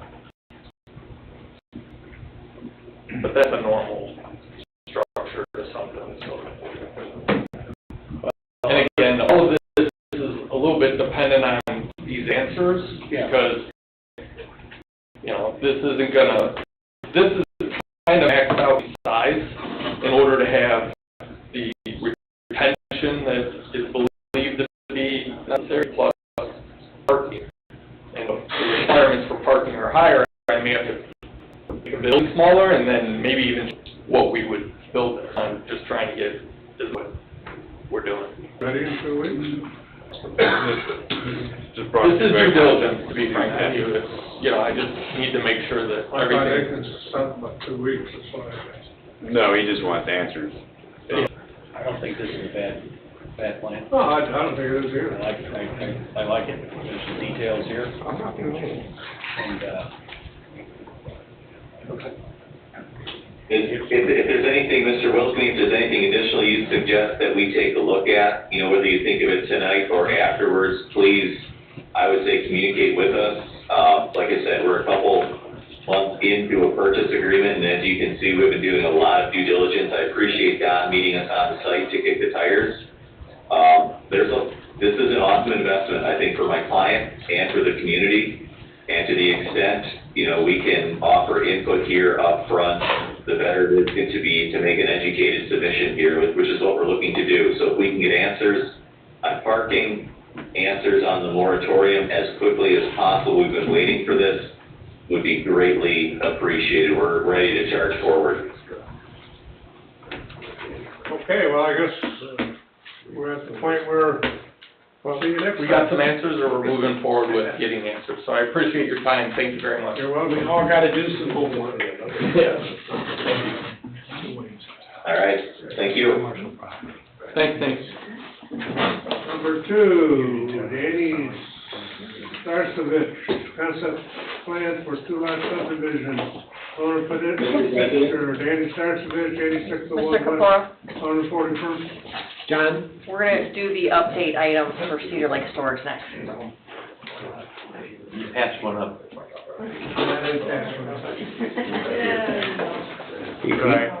It's right after that.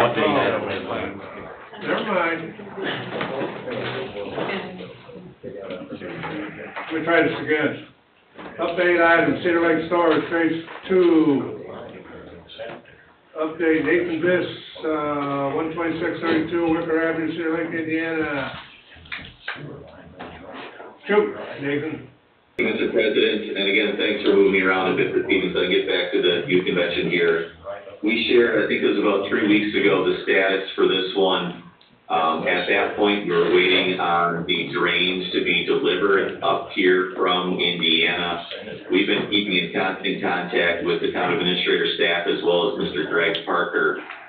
We have and are continuing to wait on these drains to be casted and brought up here. We just again sent an email to Mr. Parker and to Ms. Smith this afternoon. That was directly from the drain company saying they were in the process of forming one to pour it. They're hoping to deliver it here shortly. We have confirmation out from all of our builders, from the asphalt company, everyone that they're ready to install it as soon as they're delivered. I've got my clients, they're sitting in the front row there to testify as to anything. All the checks are out necessary to folks to get paid to move this along. We're as equally frustrated, if not more, than town officials are here. And what we're waiting on are these drains to be casted and to be delivered up here. We've, like I said, shared all the information as soon as we get it from these folks. They're reputable folks directly on the town officials, and that's the best that we've got right here. I wish we were installing, they wish we were installing, but we're waiting on the materials. Materials, last time we talked, you were here, was supposed to be delivered July 31st. That is, Mr. Capura, that is correct, and we submitted emails to Mr. Parker and staff that showed that's what was communicated to us. And every time we get a delayed email, we send it on directly to show that we're not pulling this out of left field. This is what exactly we're being told from the manufacturer. Well, I happen to be the president, and I didn't get an email. I need your email, Mr. President. Mr. President.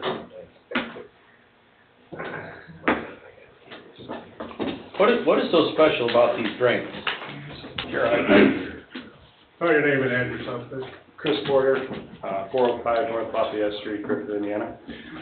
So, they're a 15-inch diameter trench drain.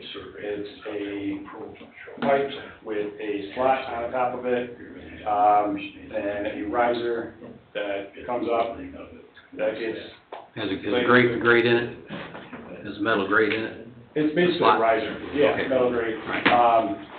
So, those get put into the trench, fed with concrete on each side of that riser for support, and then asphalt from there on out. What's so special, I don't know. Why they're taking so long? You're not getting gold ones, right? No, it's paper one, but yeah. Core and Main has kept pushing this along. We were supposed to get them in June, then July, now August. How many feet is this? 180 feet of trench drain. 180? Yes.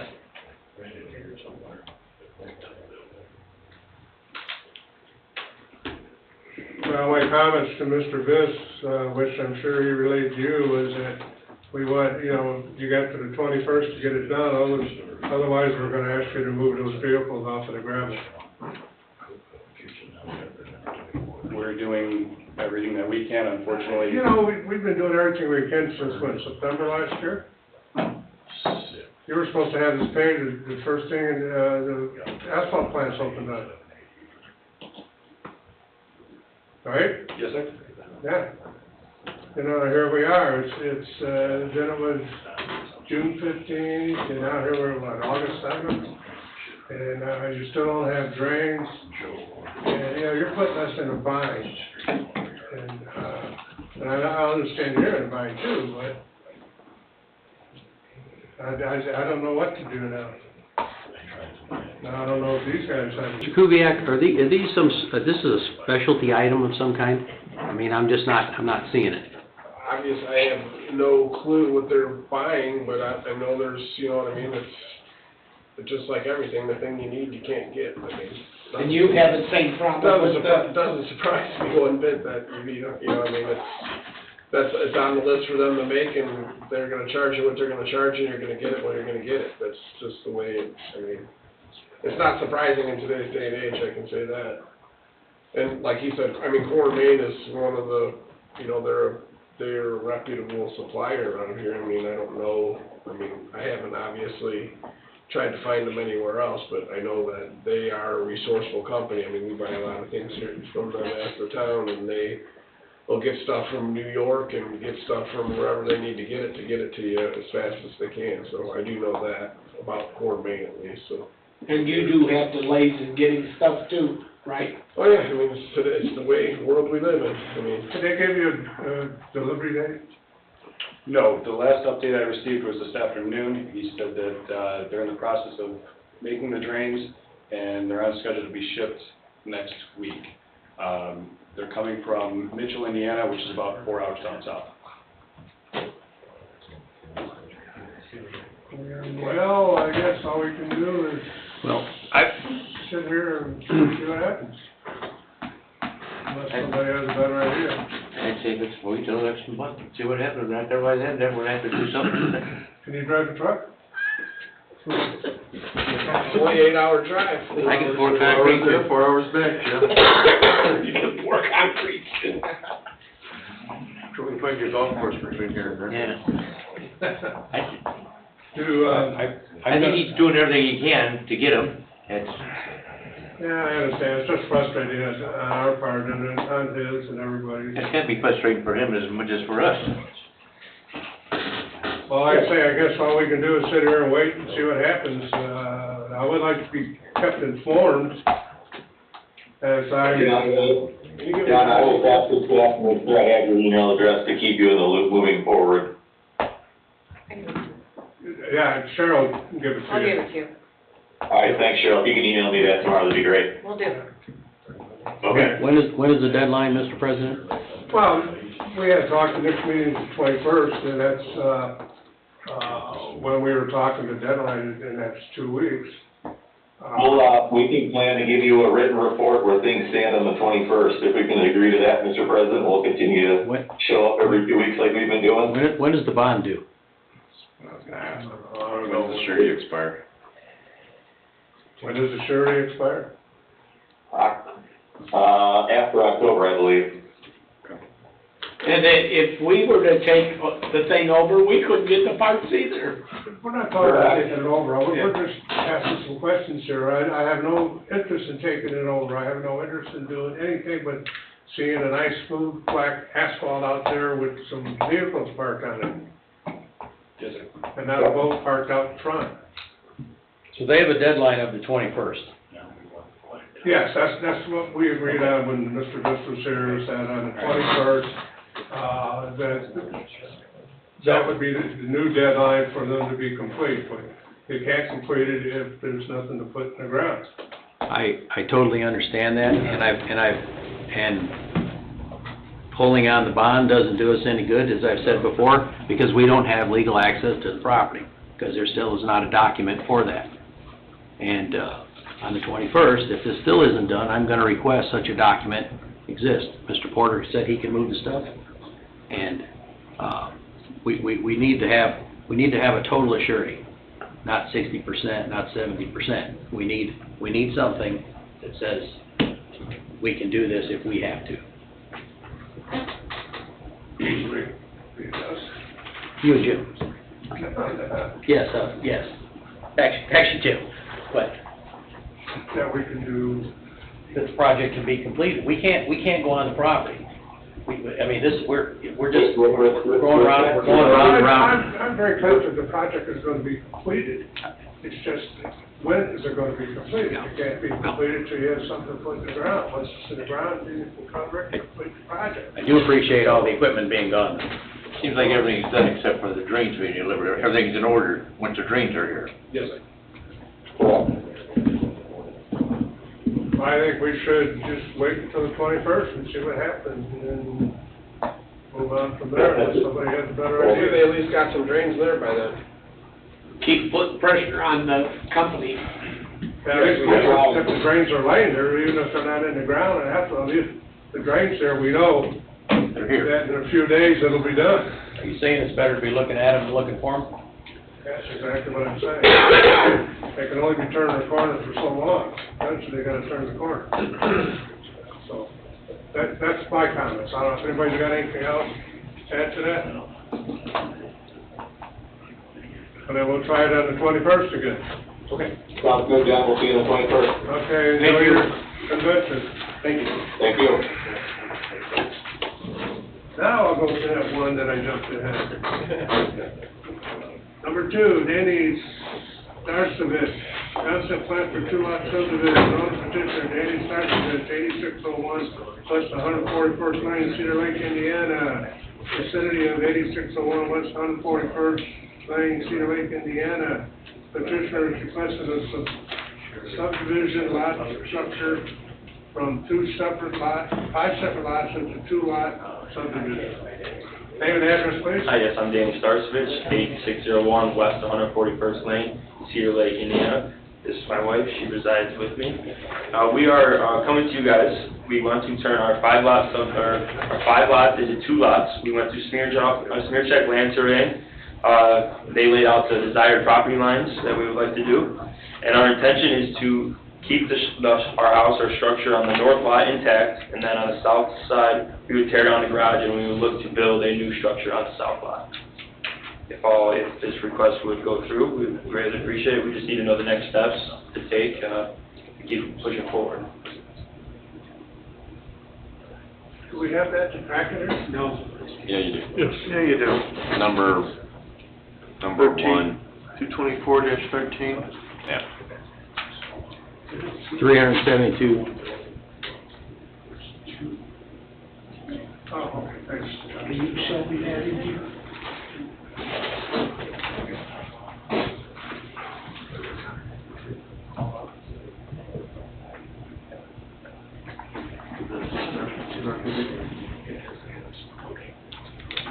Does it have buildings on it now? Yes, on the lot 1 has our house on the structure of the house on 1, and then lot 2, it just has a garage on it. But lot 2, we would take the garage down and look to build a new structure. But you're not gonna do anything on lot 1? No, we're just gonna leave the house intact, just right there. And what do you do on lot 2? We would like to build a new home. And how big do the lots wind up being? The lot 2 is 10,723 square feet, and then lot 1 is 8,610 square feet. And I believe, as I spoke to Kirsten in the building department, the house would need a variance, a couple variances in lot 1 to the lot size, not big enough.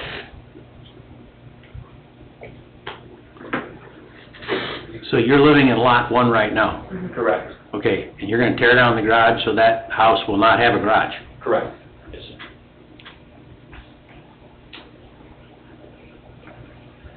So you're gonna need 2 separate addresses? Yes. Can you have a house without a garage? With our present development standards? You can't build one without a garage. That's the reason for my You got question. any comments on this? I get it. Yeah, I mean, several variances are gonna be required. They'll have to plat it. Like, I'm pretty confident the existing building won't meet rear setbacks, won't meet front yard setbacks, won't meet a lot of stuff. I mean, it's legal non-conforming from that aspect, but we'd have to go through all that. And not to mention lot sizes, garage, lots of things would have to So vary. that would be done through here or some of it through BZA? BZA, I would imagine any plat approvals would be contingent on BZA's favorable approvals of that. So right now, you enter off of Soper, or the house faces north, or what? Yes. Our front door's on 141st, but. Okay, our faces north. garage faces the. Okay, Yes. all right. And then where the garage is to the south, the garage is right on the west property line? Yes, that would be the new proposed property line. The old property lines of the platted survey, the platted survey, this is the old property of the 5 lots that we have. The garage is with the house on the... So you don't own lot 9? Yes, we do. You do own lot 9? Yes, correct. Yes. So this west boundary of the proposed lot could be moved west, if we're splitting things up. Yeah, we want to take basically lot 9 to the north, right past the garage, right past north side of the garage. Okay.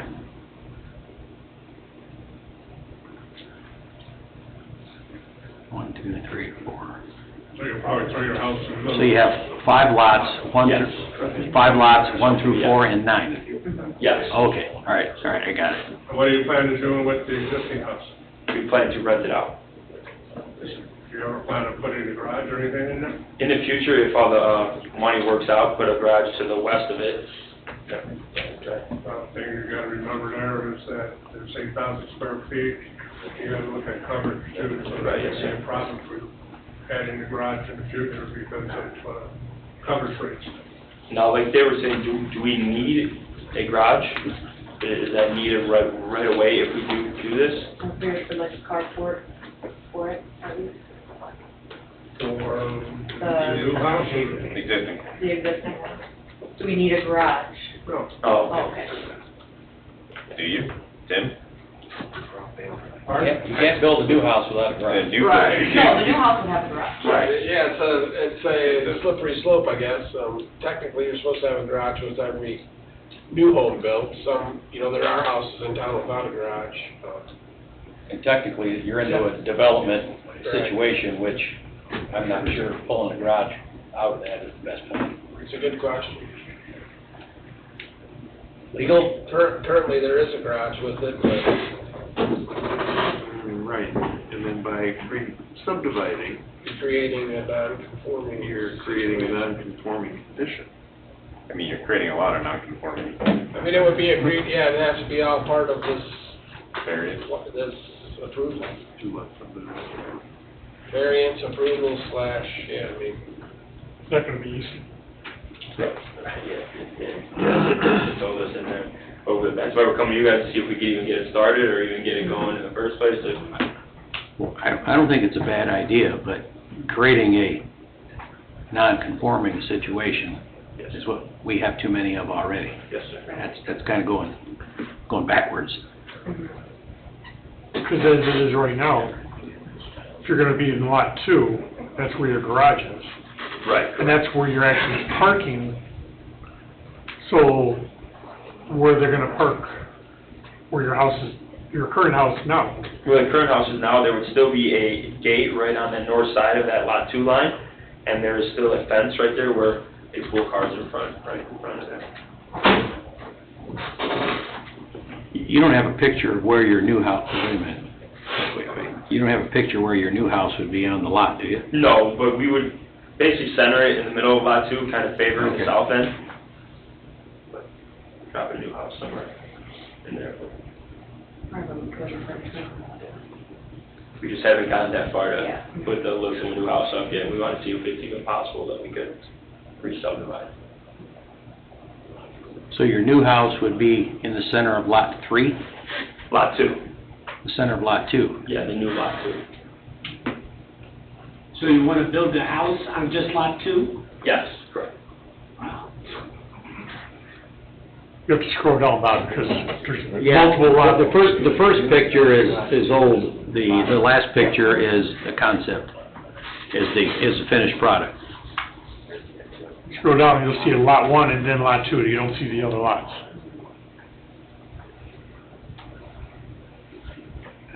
I mean, Tim, correct me if I'm wrong, but I don't think the hurdles are at this body, the hurdles are at BZA. Yeah, I'm wondering why they would need a subdivision Because they're moving the lot line.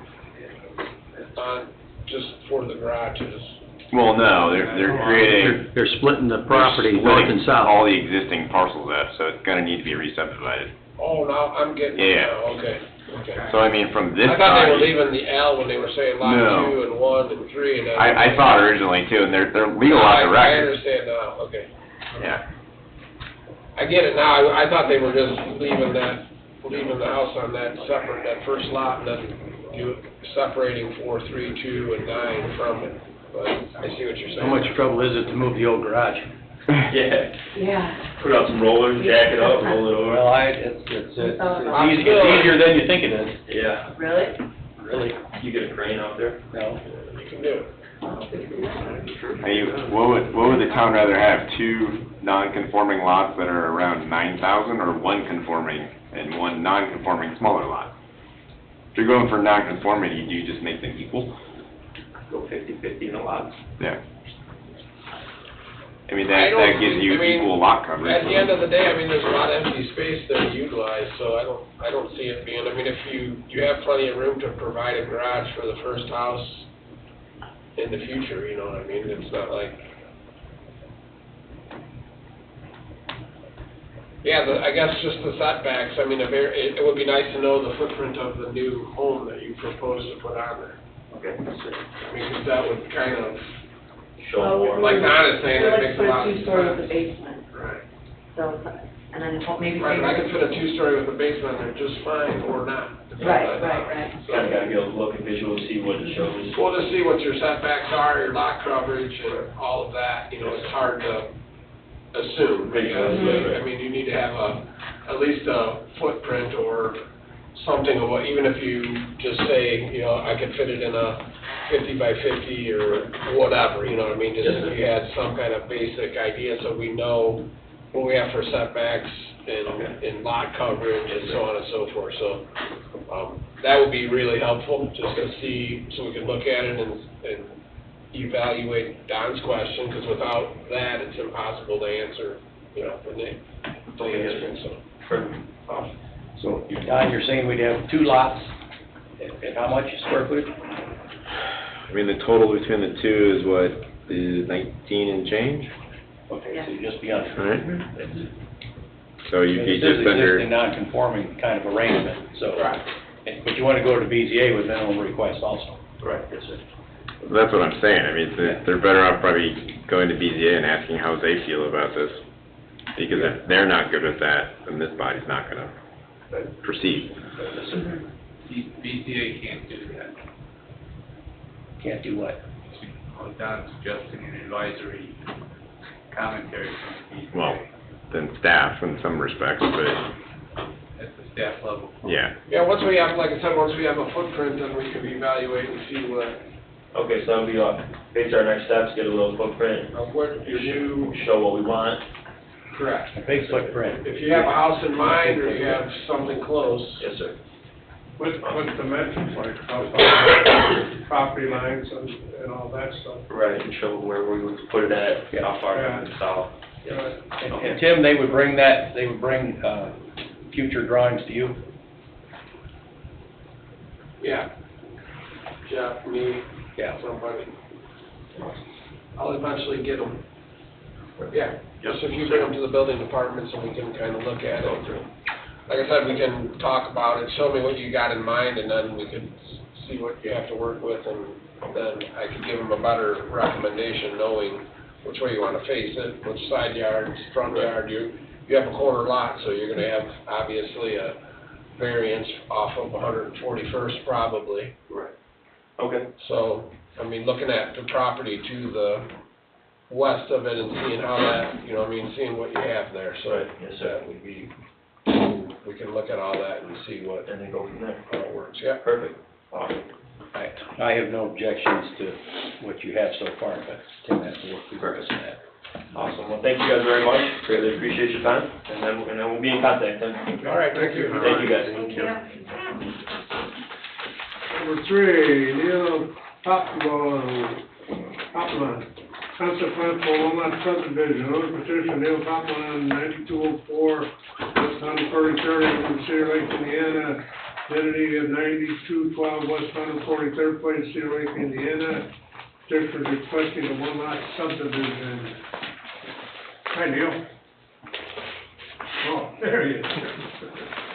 Jack Hulls from DVG, representing petitioner Neil Poplin, who is also in the room. So if you have any questions for him, you may ask him.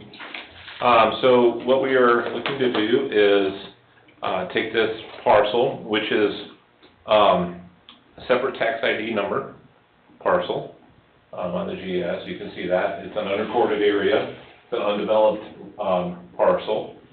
And we would like to create a one-lot subdivision.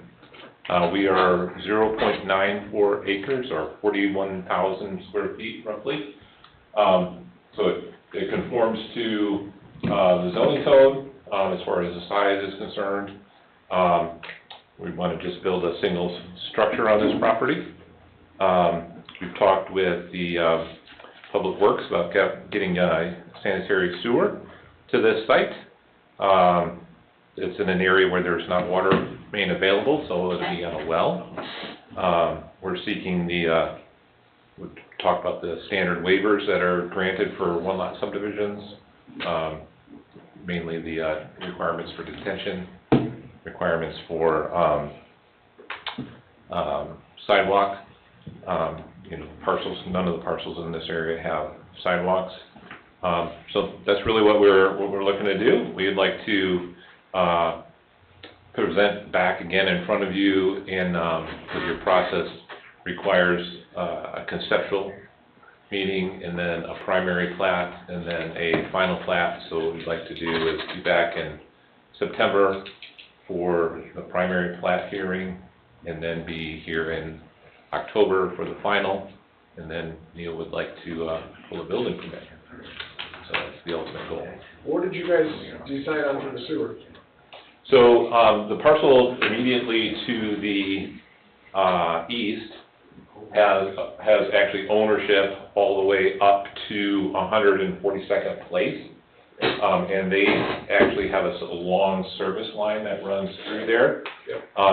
Neil is a good acquaintance with that property owner, and I actually did talk with the Public Works Department about this, and we would like to have a utility easement platted on the adjacent property owner property and run a service parallel to that person's service, and then over to serve this. There's no sanitary sewer really anywhere else in the area. That's a good answer, because that's really your only option. It's a good answer, because you're gonna get that question asked twice.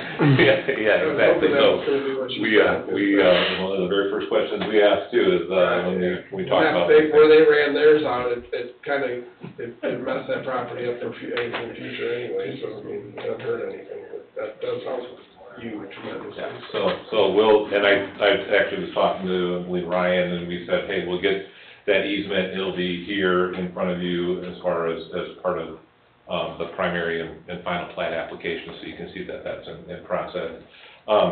Just so we're clear as far as what needs to happen, that would be a private easement between the property owners for a sanitary sewer service. Would you like that also to be the town included on that, so if the town ever needed to do some maintenance on that, they could? I see him waving. Yeah. It's private though, service line. I don't go buy anything. Huh? No. Yeah, it's private. It is completely private, so it'd be between those two property owners? Yeah. But, Yeah. I don't know, you're talking to the guy, I go buy them. They're hard to buy. either way we can do it, just with, it's really a dedication statement, so it's not that. We're not gonna help them work on the sewer line, but we want it anyway. We want access, we're not maintaining it. No. We'll just make sure that you take care of the line, you know, and, You can take the maintenance out of the dedication language. How deep is that line, Tim, when it gets to 142nd? It's about 10 feet, 10 feet deep, so I would say. We're fine, as long as it can go that way. Yeah, the house is there, immediately to the east, has the same length of run from, and they got sewer there, so we should be able to do it as well. So, any questions that you have, any comments, would you like, entertain those, obviously, we kind of see the path forward. We've submitted the applications already for primary and final for next month. Is there already a shed on the building, or on the land? I believe it does look like there is a shed up in the northwest corner. Is that going to remain? There's two. Are those accessory structures going to remain? They're going to remain, they're going to be refinished.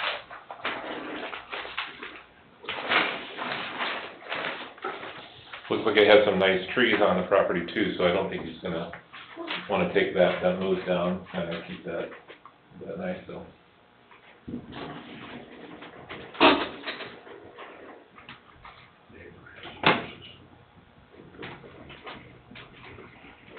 What caveats are there with this existing accessory building then? As long as, with the lot size, you should be good. Okay. There are two accessory structures.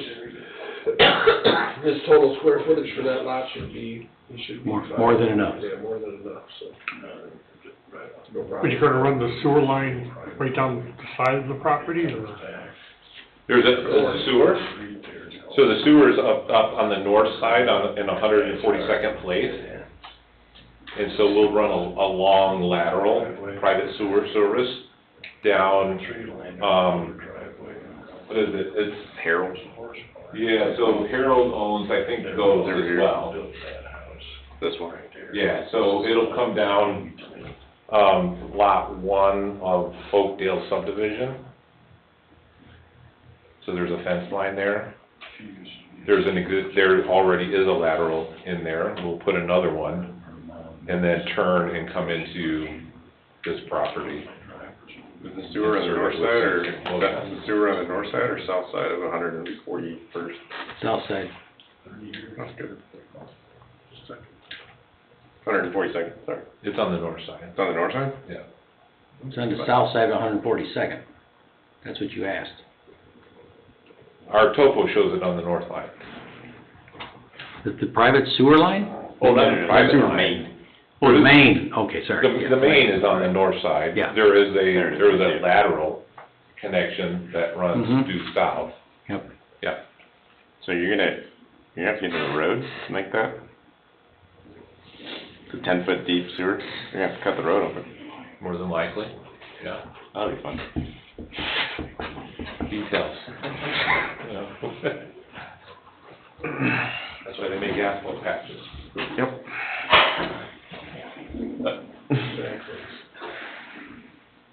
Well, it's plenty big lot. We'll see you in 4 weeks for another work study on primary plat, and then we'll do public notices and that kind of stuff. Okay. All right. Okay, update items. Want me to take all these? Do it. All right, first one should actually be Birchwood Phase 4, and its performance letter of credit expires in December 5th. That will be on your agenda in 2 weeks to rotate into maintenance. As they final paved, I believe a week and a half ago. So they've addressed all of our punch list items for performance rotation, so you'll see that in 2 weeks. Item number 2, that's an error that can come off. Centennial Estates Phase 1 is already in maintenance. Number 3, Centennial Estates Phase 2, that will also be on your next agenda in 2 weeks for rotation into maintenance. Number 4 should actually be Centennial regular, just normal Centennial Phase 15. That will be rotating out of maintenance next month. They've addressed all of our punch list items, so that won't be left to expire. Number 5, Centennial Village Phase 1, that is already in maintenance. That's a mistake. Item number 6, Centennial Village Phase 2, they final paved that as well. That will be on your next agenda to rotate into maintenance. And then we can discuss Beacon Point East Phase 1, some of those updates we've been working on over the last 2 weeks. I think Zach wants to talk on it. Sure. Yeah, so as you know, the Beacon East Phase 1, the South Pond, has been an item of discussion over the last couple of months. Did you say months? Yeah, okay, a little longer than that. So we have developed a plan that we have vetted with the town. We've also met with several of the property owners that were in question and heard some of their comments. And so we are proposing to, do you want me to go into the specifics of what we're going to do? Would that be helpful? Sure. The area, so there's 5 lots that lie on the north side, yeah, so lot 17, 18, 19, 20, and 21. We've worked with all of those property owners, and actually the property owner of lot 22 was involved in the conversations as well. So that area, we have a wet area of the pond that turns into a ditch. And then it goes through the box culverts or the 42-inch culvert pipes, goes into a dry area of the pond, and then it discharges over to Sleepy Hollow Ditch behind lot 29, I believe it is. Yeah, so that's kind of the flow path, like that. And, something like that.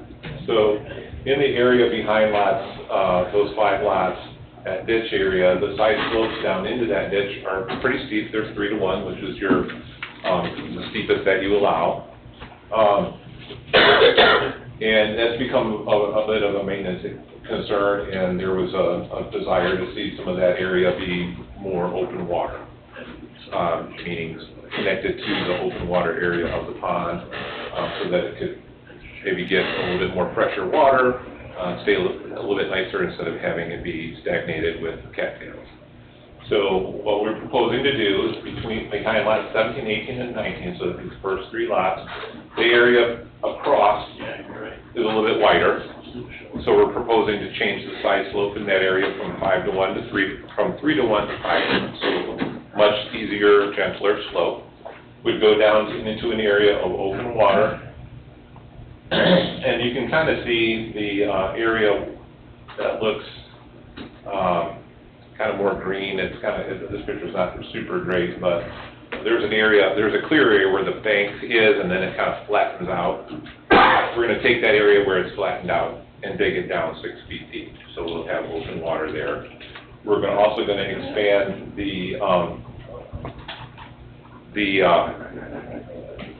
where the pinch point is from the open water to the ditch. We're going to open that up, and it's going to be all open water connected from the main ditch all the way to the culverts. So one of the concerns that we had was the last 2 property owners did not want to see the open water go away. So some of the earlier iterations of the plan showed that area being dry, being turned into a concrete swale so that it could work a little bit more efficiently, and there was just no buy-in on that. That was one of the matters that took us more time to get through, was one of the desires from the Plan Commission and the Town Council was that all of the residents agreed to the plan. And so getting that consensus was really what was taking the time, but we're there. So what we're going to do is keep that open water behind those last 2 lots. We're going to re-stabilize the culverts. There's some maintenance that needs to happen there. And we plan to start that work within 2 weeks. We wanted to make sure that we were on record in a meeting where we said, this is our plan, this is what we intend to do. We have consensus from Don, we have consensus from the property owners. We want to have, just let you know that that's where we're at. And you're telling us we have to have this done by October 1st, so we got to get started. And So the area with the cattails right now, it's going to be dug deeper? It will be deeper. So part of the area, you can see where it's a little bit darker green. Yeah, how far south of the culverts under the road is the water going to stop? Where's the water? At the culverts. At the culverts? At the culverts. Okay, all right. So what happens with aerating that then? So you can see where the pond, the fountain is now. It's going to be relocated as close as we can get it to lot 17. Okay, now, so we do have a little bit of... One aerator is going to take care of all that water? It should. It's What does the manufacturer of the fountain say? The fountain size, actually, so that fountain there is the same size fountain that is in the fountain in Beacon, Maine there, and you can see the substantial difference in size. Okay. So it's the same size fountain. Right. So it's more than adequate for the water space that's there. And being that it's connected by 4 to 6 feet of open water, there shouldn't be any problem. We don't want to do anything but look at it anymore. What was that? All we want to do is look at it. Right. So you see that earthen dam there, that's going to come out.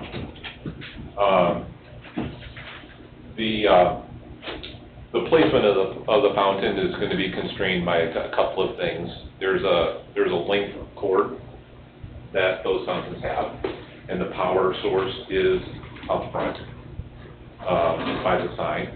So, there's only so far we can get away from that. And also, the neighbor immediately to the east has complained about the fountain, creating mist on their property. So we can't go closer to the east, so it's gonna go north. So is the existing aeration device, Yeah. what, bubblers, is it gonna end up where the dam, the earth dam is now? It's not gonna be quite that far, it's probably gonna be maybe in line with the pool, let's say, and then into the water there, so. So if there's any issues north of there, that's gonna be the HOA's problem? Yeah, and so as part of the agreement here is that the HOA, is going to, so there's a pretty robust, maintenance plan, treatment plan for the South Pond because that's open water. Right. And that is going to be continued and made into, you know, the whole open water will be a part of that maintenance plan. And the HOA is, knows about that, and is aware of that. So is everybody happy? I believe, we have a representative of the property owners here, so he can, speak into that if you'd like. See, you can walk around the big park now, but you can't walk around, when this is finished, you can't walk around the northern portion. Because you're on somebody else's property. You're on somebody else's property. No, I mean, the perimeter of the pond isn't changing. So, What I'm saying is the area that's gonna be modified, oh, so you can walk around it. I see, okay.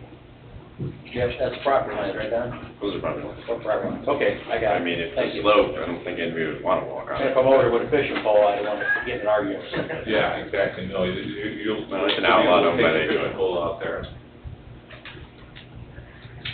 Okay. Bob, you want to speak? Yeah, and just so everybody knows, as part of this work, there will be the green space that you see that's there, that will still stay as green space, but some of these spoils will be going on that area, and they'll be creating some landscape features in there, utilizing that dirt in a favorable way. So it's gonna, during construction this fall, there's gonna be a significant impact to this entrance. Yeah. You got a supervisor for that? Yeah, On site? But we do want to utilize the time of year. Yeah. Because it's great grass growing time in another 30 days. And so we want to get this done. Bob will have a good view of it. Sure. He's a supervisor. Bob Grosek, 14055, Theodore Island 17. I did talk to the other three homeowners, and I sent you an email confirming that we're all okay with it, the way it's as proposed. I thought you heard from the other two. Jack They're okay with Slager the heard from, And if this was gonna be mowable grass all the way to the bottom, so they can at least get in there and not fall Yeah. over with the grass cutters. So all 5 people agree? We have, yes, actually That's 6, six. the one around the corner. Okay. Yeah. Okay. All right. On time, Bill. We're all on board right now, just to let you guys know. Great news. So, yeah, killing's gonna proceed then. Great. Okay. Yep. Thank you. All right. Thank you. And then, Jen? I think so. I do have a public comment item, I don't know if you have that. Yeah, all right. Well, we got number 8 still, if there's an update on the lighting ordinance. I don't know, there's something in your packet.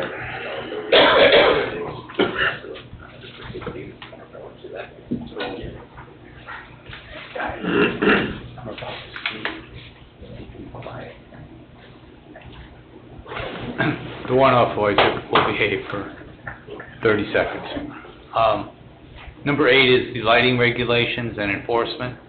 I've drafted and provided a resolution for the Plan Commission to recommend at the conclusion of a public hearing, lighting regulations amendments that are proposed for the town's zoning and town code provision.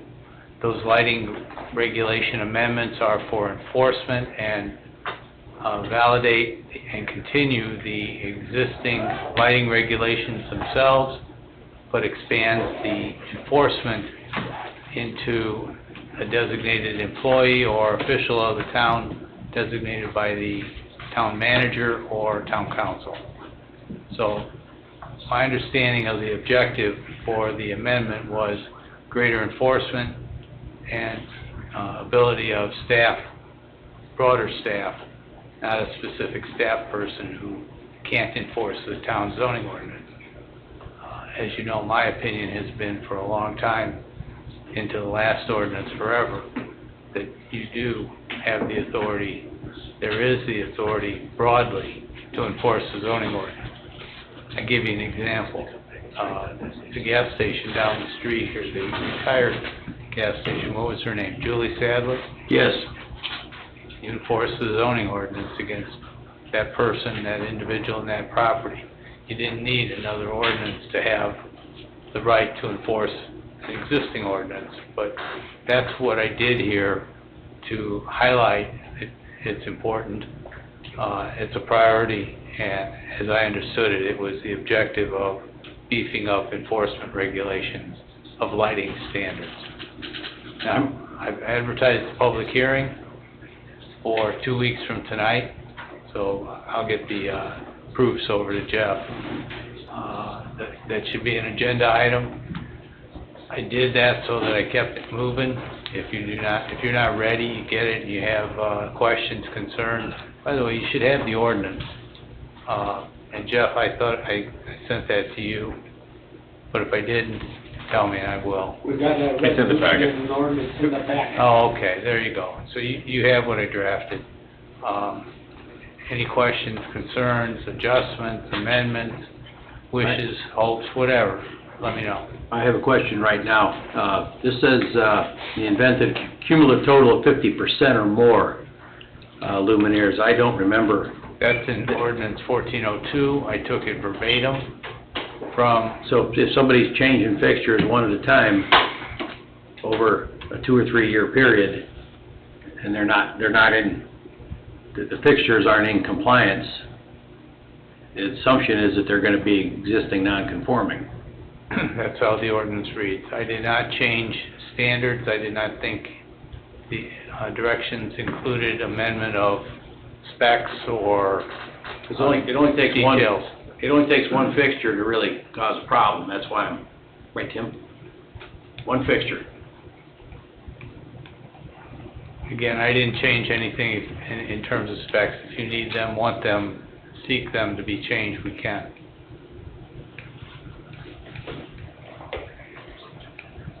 My recollection... I'm not speaking of the specifications, but I'm speaking of if you take a non-conforming fixture down. This says you can put a non-conforming fixture back up is because you're not doing 50%. That's what this is stating here. Am I wrong?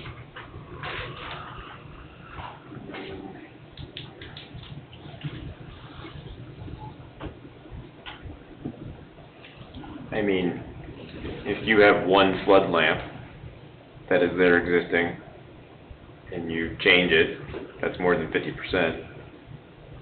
I would hope if you have 4 non-conforming, you only change 1, and that's 25%. I don't know if it's a running total. I feel like that would be more the exception than the norm. It's cumulative, so let's use Smith Ready Mix, for example. Yeah. When they changed all those, they weren't in compliance, and Tim's well aware of that, because... I mean, I would hope if somebody's changing something, they'd be changing them all and not 25% of it. And meet the specifications. Yeah, and if you're over 50, you have to meet it now. That's the way I would read it and enforce it. So if you change 25%. I would hope that would be the exception than the norm, and somebody wouldn't try to skirt it like that. Okay. Stuff's expensive, so people are gonna do it in phases. This particular item was debated at some length also by you, or your predecessor boards, as 1402 was pulled together. I mean, I agree with Jerry. I don't see any problem with just taking out that 50% lingo right there. I mean, A non-compliant fixture is taken down, then a compliant fixture needs to be put back up. Right. I mean, it just doesn't leave any, it is such a thing, and if somebody finds out that if they have 4 lights, they can change one at a time, you know, like this, that's what they're gonna do. There's lots of. I don't remember seeing that in there. Yeah, I don't need, I mean, I'm sure it is, but it's probably just what he picked up. Verbatim. I mean, it's typical language for other, Things. I mean, floodplain ordinances, something like that, for major, minor changes, like it's, But we also know NiSource ran around here several years ago handing out almost free everything. yeah, And they're still, that garbage is all over the place. that's a different story. That's, yeah. Yes, but. No, I get it, you know, but yeah. okay. I think the 50% needs to be removed. But fine. we can talk about that in the future if you want.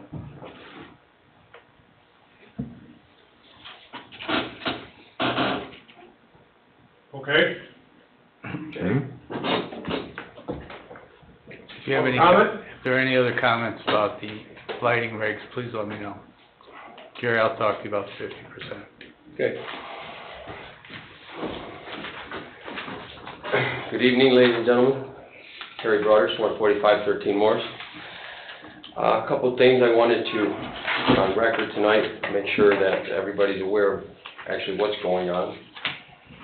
I'm going to start from the back end of the list and work my way to the front. I think that'll work in order to explain everything. I'd like to just start out with the last item. That was number 3, and the new business. I don't have a problem with any of the development of that. The one question I have is by him connecting onto a private waste line and making a deal with the private owner of that waste line. Does and will he have to pay on a tap-on fee still, just like any other new home built would have to pay? Because even though he's tapping onto an existing private, hold on, let me finish. He's not tapping onto it. He's running it parallel with it. Separate service line. Separate line all the So way. he's not connecting to that, he's gonna go through to He the has to public. go all the way to the main. I'm sorry, I misunderstood that then, and so he will pay the tap on fee. Yep. Thank you, that clears that one up. Yep. I wish if they were all that easy. They could be. They could be. I forgot where we're at. Going to, the update item. I almost feel bad for you gentlemen up at this board. They have punched you around, kicked you around so many times. I've sat in these chairs. You guys are like a punching bag to the Cedar Lake Storage Organization. Now, in the past, we've gone round and round. I've spoke publicly about it, and I know everybody's opinion here, and I've seen them change, I've seen them help, I've seen them hurt. But going back in history on this item, I can remember our engineer, so let me just give a little background. When we talk about this Cedar Lake storage, I'm referring to this drain pipe that's holding this project up. Now, we're going to start with that part of it.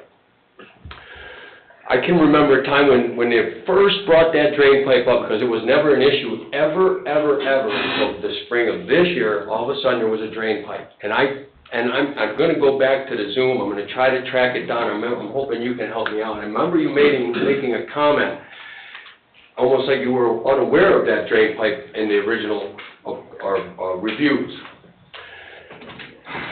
Now, it's not a he say, you know, I don't want to hurt nobody, but at the same time, at some point, there has to be a level of control over the town, and you guys are the defense between that organization just beating you up and between them and the town, right? If everybody else has to follow the rules, but they just keep skirting them, like, it's getting embarrassing at this point.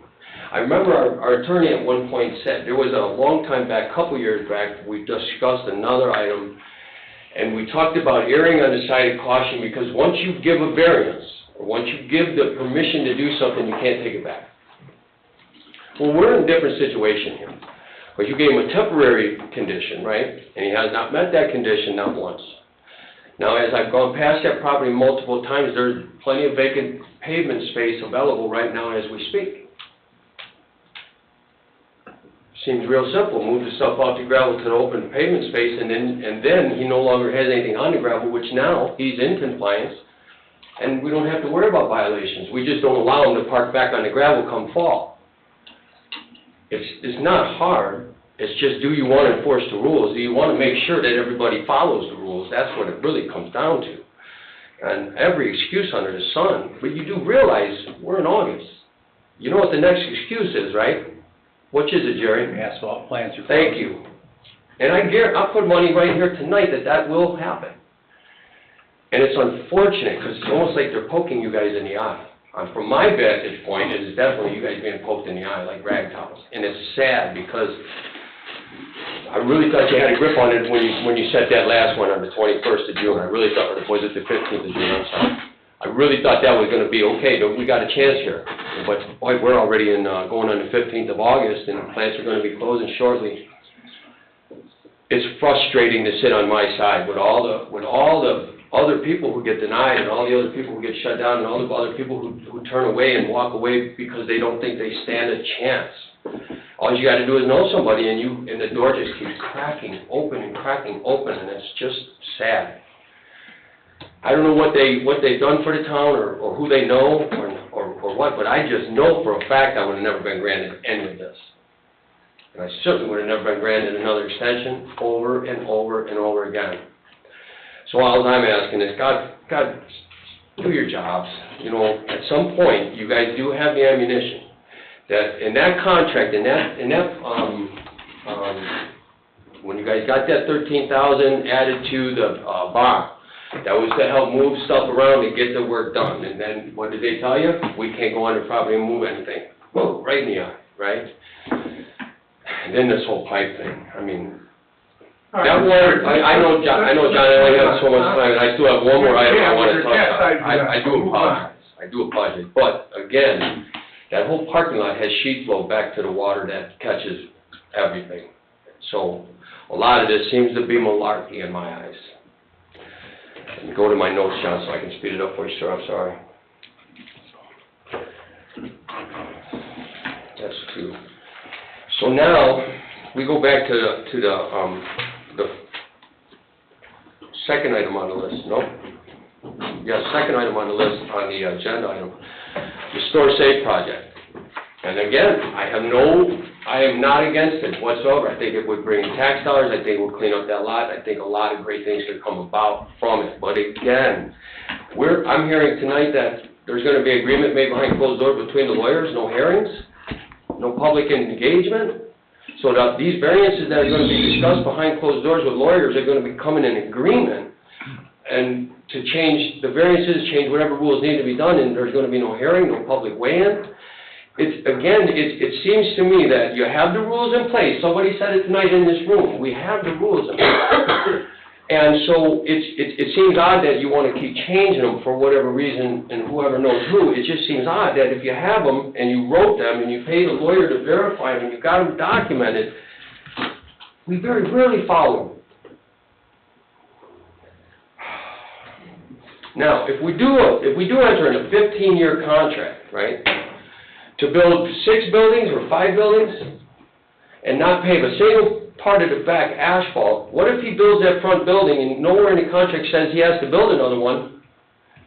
So he's going to park all those trucks on gravel until the 15th year, and then he's going to come in and get an extension, and all that money made in those 15 years, we can't get a chunk of it. The town can't get compensated on all that private agreement made behind closed doors, right? So I just want you guys to understand. Transparency right now, with everything going on, you talked about November 8th, right? With everything going on, transparency is so important, but and then to sit here and have to listen to the excuses and watch the excuses being made, listen to who they've spoken to, and we reached out to this person and that person, it's pretty obvious. It's pretty obvious. The rules only apply to certain people in town. Thank you. Any more public comment? Yeah, Jack Holmes from DBG representing Schilling Development. Notice on the agenda for your meeting so normally your work study agendas are reflective of what's going to be on the agenda for your upcoming meeting. Lakeside South was not on the agenda, and that was asked to be deferred, not withdrawn. And I just wanted to make sure that everyone and all the Plan Commission members knew that that petition has not been withdrawn. We just asked for a deferral, and that we will probably come in 2 weeks again and ask for another deferral, but we're not being unresponsive at all. Did somebody give you the impression that that was happening?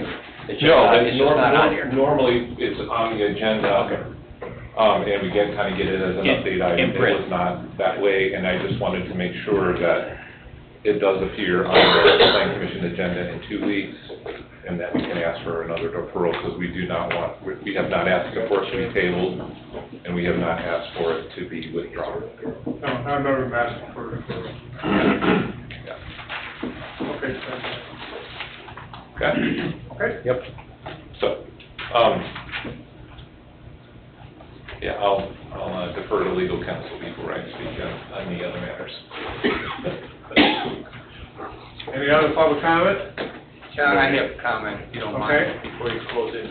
Well, Terry's still here. I want to make certain you all are very acquainted with my practice about documents that have to be prepared or I'm directed to prepare. I do prepare documents. I prepare a lot of documents here, legal instruments. All of them have import. I make no decision. I transmit those drafts to Chef Bungie or his predecessors before him. It's circulated to you, it's supposed to be anyway, and you make decisions and the town council makes decisions. I find it a little offensive because... Dave, I said you wrote up the documents. I never do. said you enforced them. He was speaking directly to me. You don't have the floor. He was speaking directly to me, sir. No, you don't have the floor. Dave, help me out. You're okay. You were speaking directly to me. So, that practice has been in place for a long, long time. And I've drafted TUD agreements. I've talked with Jack Halls and his folks. I've talked with attorneys. I've talked with other developer representatives here. Quite a lot, actually, because they're necessary and complicated documents at times. Sometimes they're not. So, just want to make certain you know, from my lips to your record, that's how this works. I second that. As it relates to the Store Safe project, there was some accusations that this was something that was going to be negotiated behind closed doors. And I want to make sure that the public record does state that that agreement was included with our submittal for site plan approval. It's a matter of public record. It was transmitted to you. There is nothing that is being handled behind closed doors. This is all a matter of public record, and you're handling it in a way that I would anticipate you would. Thank you. Jack, one question. Terry Broders, 14513 Morris. I just want to reply to a couple of the things that were said. Dave, I apologize, you must have misheard me. I never said you enforced those. All I said was you wrote them up. And we pay you to do so. That's all I said. And that's correct. You do exactly that. You write the documents you're asked to be written. We pay you by the hour to do so. I never said anything other than that. So thank you. Then they come back here. And they make the decision. You're 100% right, sir. I do know that. Thank you. Secondly, if the agreement that is discussed, even if it is a public record, it wouldn't become public record until it was already agreed upon, I believe, correct? It's in the public So if you submitted it, would I be able to go to the Best Mile Bidder and Price Check for that document? It's in our record, it was in tonight's packet. Record's here. Okay, so, but when does the public get to weigh in on the agreement? For the public hearing side? If you guys are gonna make a decision. Right now. Well, then when you do something, when you're changing something like that, don't you have public hearings? I mean, I've been to plenty of them here in this It'll book. be at the public meeting. No, public hearing is different than a public meeting. That's what I'm asking. Public When does the hearing public get to happens. weigh in on it at the public hearing? If you guys are gonna work an agreement, unlike the other agreements that are done as a PUD, then when does the public get to weigh in on it? The PUD, we get a public hearing, we all get to stand in line and speak on it. But if you guys are negotiating an agreement, when do we get to weigh in on it before it's agreed upon? That's what I'm asking. We will have that in our packet for that But you meeting. will, but when does the public get to weigh in, Jerry? In a public hearing, we all get to express our opinions on the agreement or what they're asking. You mean when can you get a copy of that agreement? That's what you're saying? No, when do you get to weigh in on the agreement, whether you're for or against? When can he In a speak? public hearing, for every PUD, we get a public hearing. That's a public hearing, but he just not gonna know what's in that. That's my point, Jerry. We're gonna not have a public hearing. What I believe he's saying is, basically, right now, is when you, But we don't during know, but work session. we don't know what the agreement is. So Well, you're asking me to comment Right, on what but- you guys talked about, I haven't seen it. All right, let's not argue about it. no, what I'm saying That's is the whole work point at this session, because during the public meeting, what you're saying is public meeting, we already voted on it before you get a chance to say something. This is common sense. That two people are in the room talking about an agreement, and then they present it to you. There's the public hearing. You guys are gonna vote on an agreement made by these two men in a room. Where is the public hearing? In every PUD offering, we all get to stand in line. He opens up to respond, I'm sorry, John, I can't think of the word right now. I'm a little worked up, I do apologize. So, again, it's just about transparency, guys. It's a pretty big project. All right, just a minute. Every time we have a public meeting, a hearing, okay, when the request comes up here and the person standing there, Remonstrators. we open up remonstration. Exactly. Okay? Thank you. Regardless if it's a PUD or if it's a one-lot subdivision or what it is, it's opened up. Thank you. That's when you get to speak. Thank you. But they're talking about presenting an agreement on paper to you, and you guys are gonna vote on it, and we don't get that public hearing on that agreement. We don't even get to read it before you vote. Well, No, John, that's not transparent. I'm sorry, that's not transparent. So if you're gonna do an agreement, a negotiation between two lawyers, then that agreement should be presented publicly, and then you have a hearing, and then you vote. That would okay, be, why don't you go up and write the rules for us to follow? Okay, thank you. Take a seat. Any other public comment? John, no, thank you, sir. Any other public comment? Nobody online. Third call. I guess, I think this is no different than you looking for a BZA approval, Jack, and me living next door. I gotta come to the meeting and read it here in the thing. And these things ought to be where somebody can see them before the work session, or at the work session, or before the meeting. Thank you. Jerry, That's, that is the reason, or one of the reasons for the documents and the agendas being ready on the Friday before a meeting. Right. Or the advanced time before a meeting, so that the compilation of agenda items can be completed, so the agenda can be finalized, and so that it can be circulated to the members and available to the public. okay. And the same thing, It's worked like that for years here. and the same thing with BZA. Same thing. And when you folks tell and remind petitioners, you're inside our timeline here, it affects everything. It affects staff, it affects compilation, it affects their scheduling and organizing so that you can have it. And then, in turn, the citizens and our public. So a Monday before a planning commission meeting, somebody could come over here and get a copy of the agenda. Absolutely. That's, Absolutely. okay. And it's All right. available online. It's the same thing with BZA. And An agreement would be on there also then. if there was one, yes.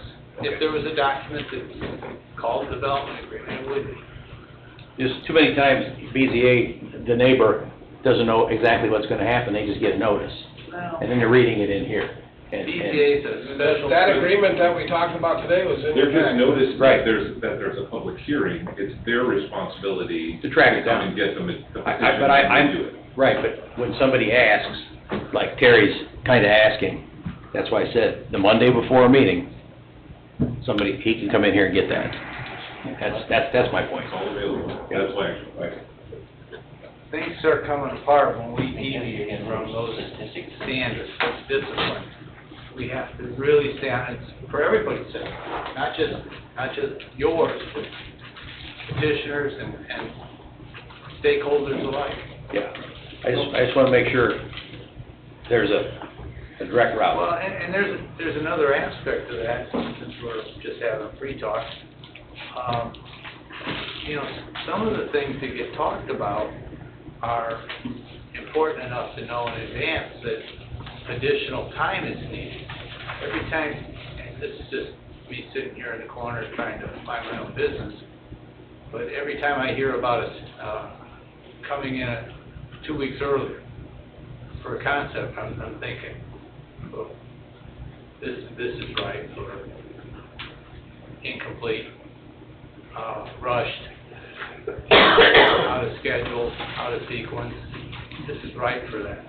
And so, for example, on the store safe item, there's a lot of thinking and assessing work to be done. I mean, that document that was talked about, that document was proposed by the attorney. It was proposed and it was sent to me. I turned around, I didn't do anything with it except send it to Jeff Bungie and acknowledge it from the attorney, because it belongs here, and it sat that way for a month. And then it ended up in a work study session, which is proper. It being here before you in a work study session is a great place to be, because you can talk about it, you can explain it, you can describe the reason for proposing it, you can alter, modify, and adjust it. There's a lot to it. Well, I can't wait to see what they come back with regarding all our comments. Can I just ask one quick question on what David said, and thank you for that, David, it's pretty explanatory. The question I have on that, if we were to come in the Monday before the meeting, and then you put in the wait time for a Freedom of Information Act, chances are we may not get it. Would these documents need a Freedom of Information Act, or if the public can get them direct? Jeff just said it's online. Online. It's not. So the whole agreement, everything written out, everything he submitted, I could get? Yes. Oh, I believe so. I'll check into that tomorrow. Anything in their package. When the Well, I just want to go through the process, so I know. I'm more about the process, Dave. Thank you. All right, Jack, what do you got? I just want to make one other statement, because I frequently represent petitioners, and it seems that has come practice for the public hearing portion at the end of the meeting to be a point at which public comment is made about petitions that were previously addressed. And that is borderline unfair to the petitioner, because he is not in the room to make any representation or to respond to anything that is said. And it could be perceived that what was said at public hearing without him here is influencing your decisions. And that's illegal. That is not appropriate to not allow the petitioner, who has just as many rights as a remonstrator, to not be unable to respond to those things. And so I would just encourage you to take that under consideration, because these items are all available publicly online, and that record is there. And so petitioners do have that information available to use as they might want to. I think if he's got something to read before the board, he should be here. We're not supposed to work at their invitations.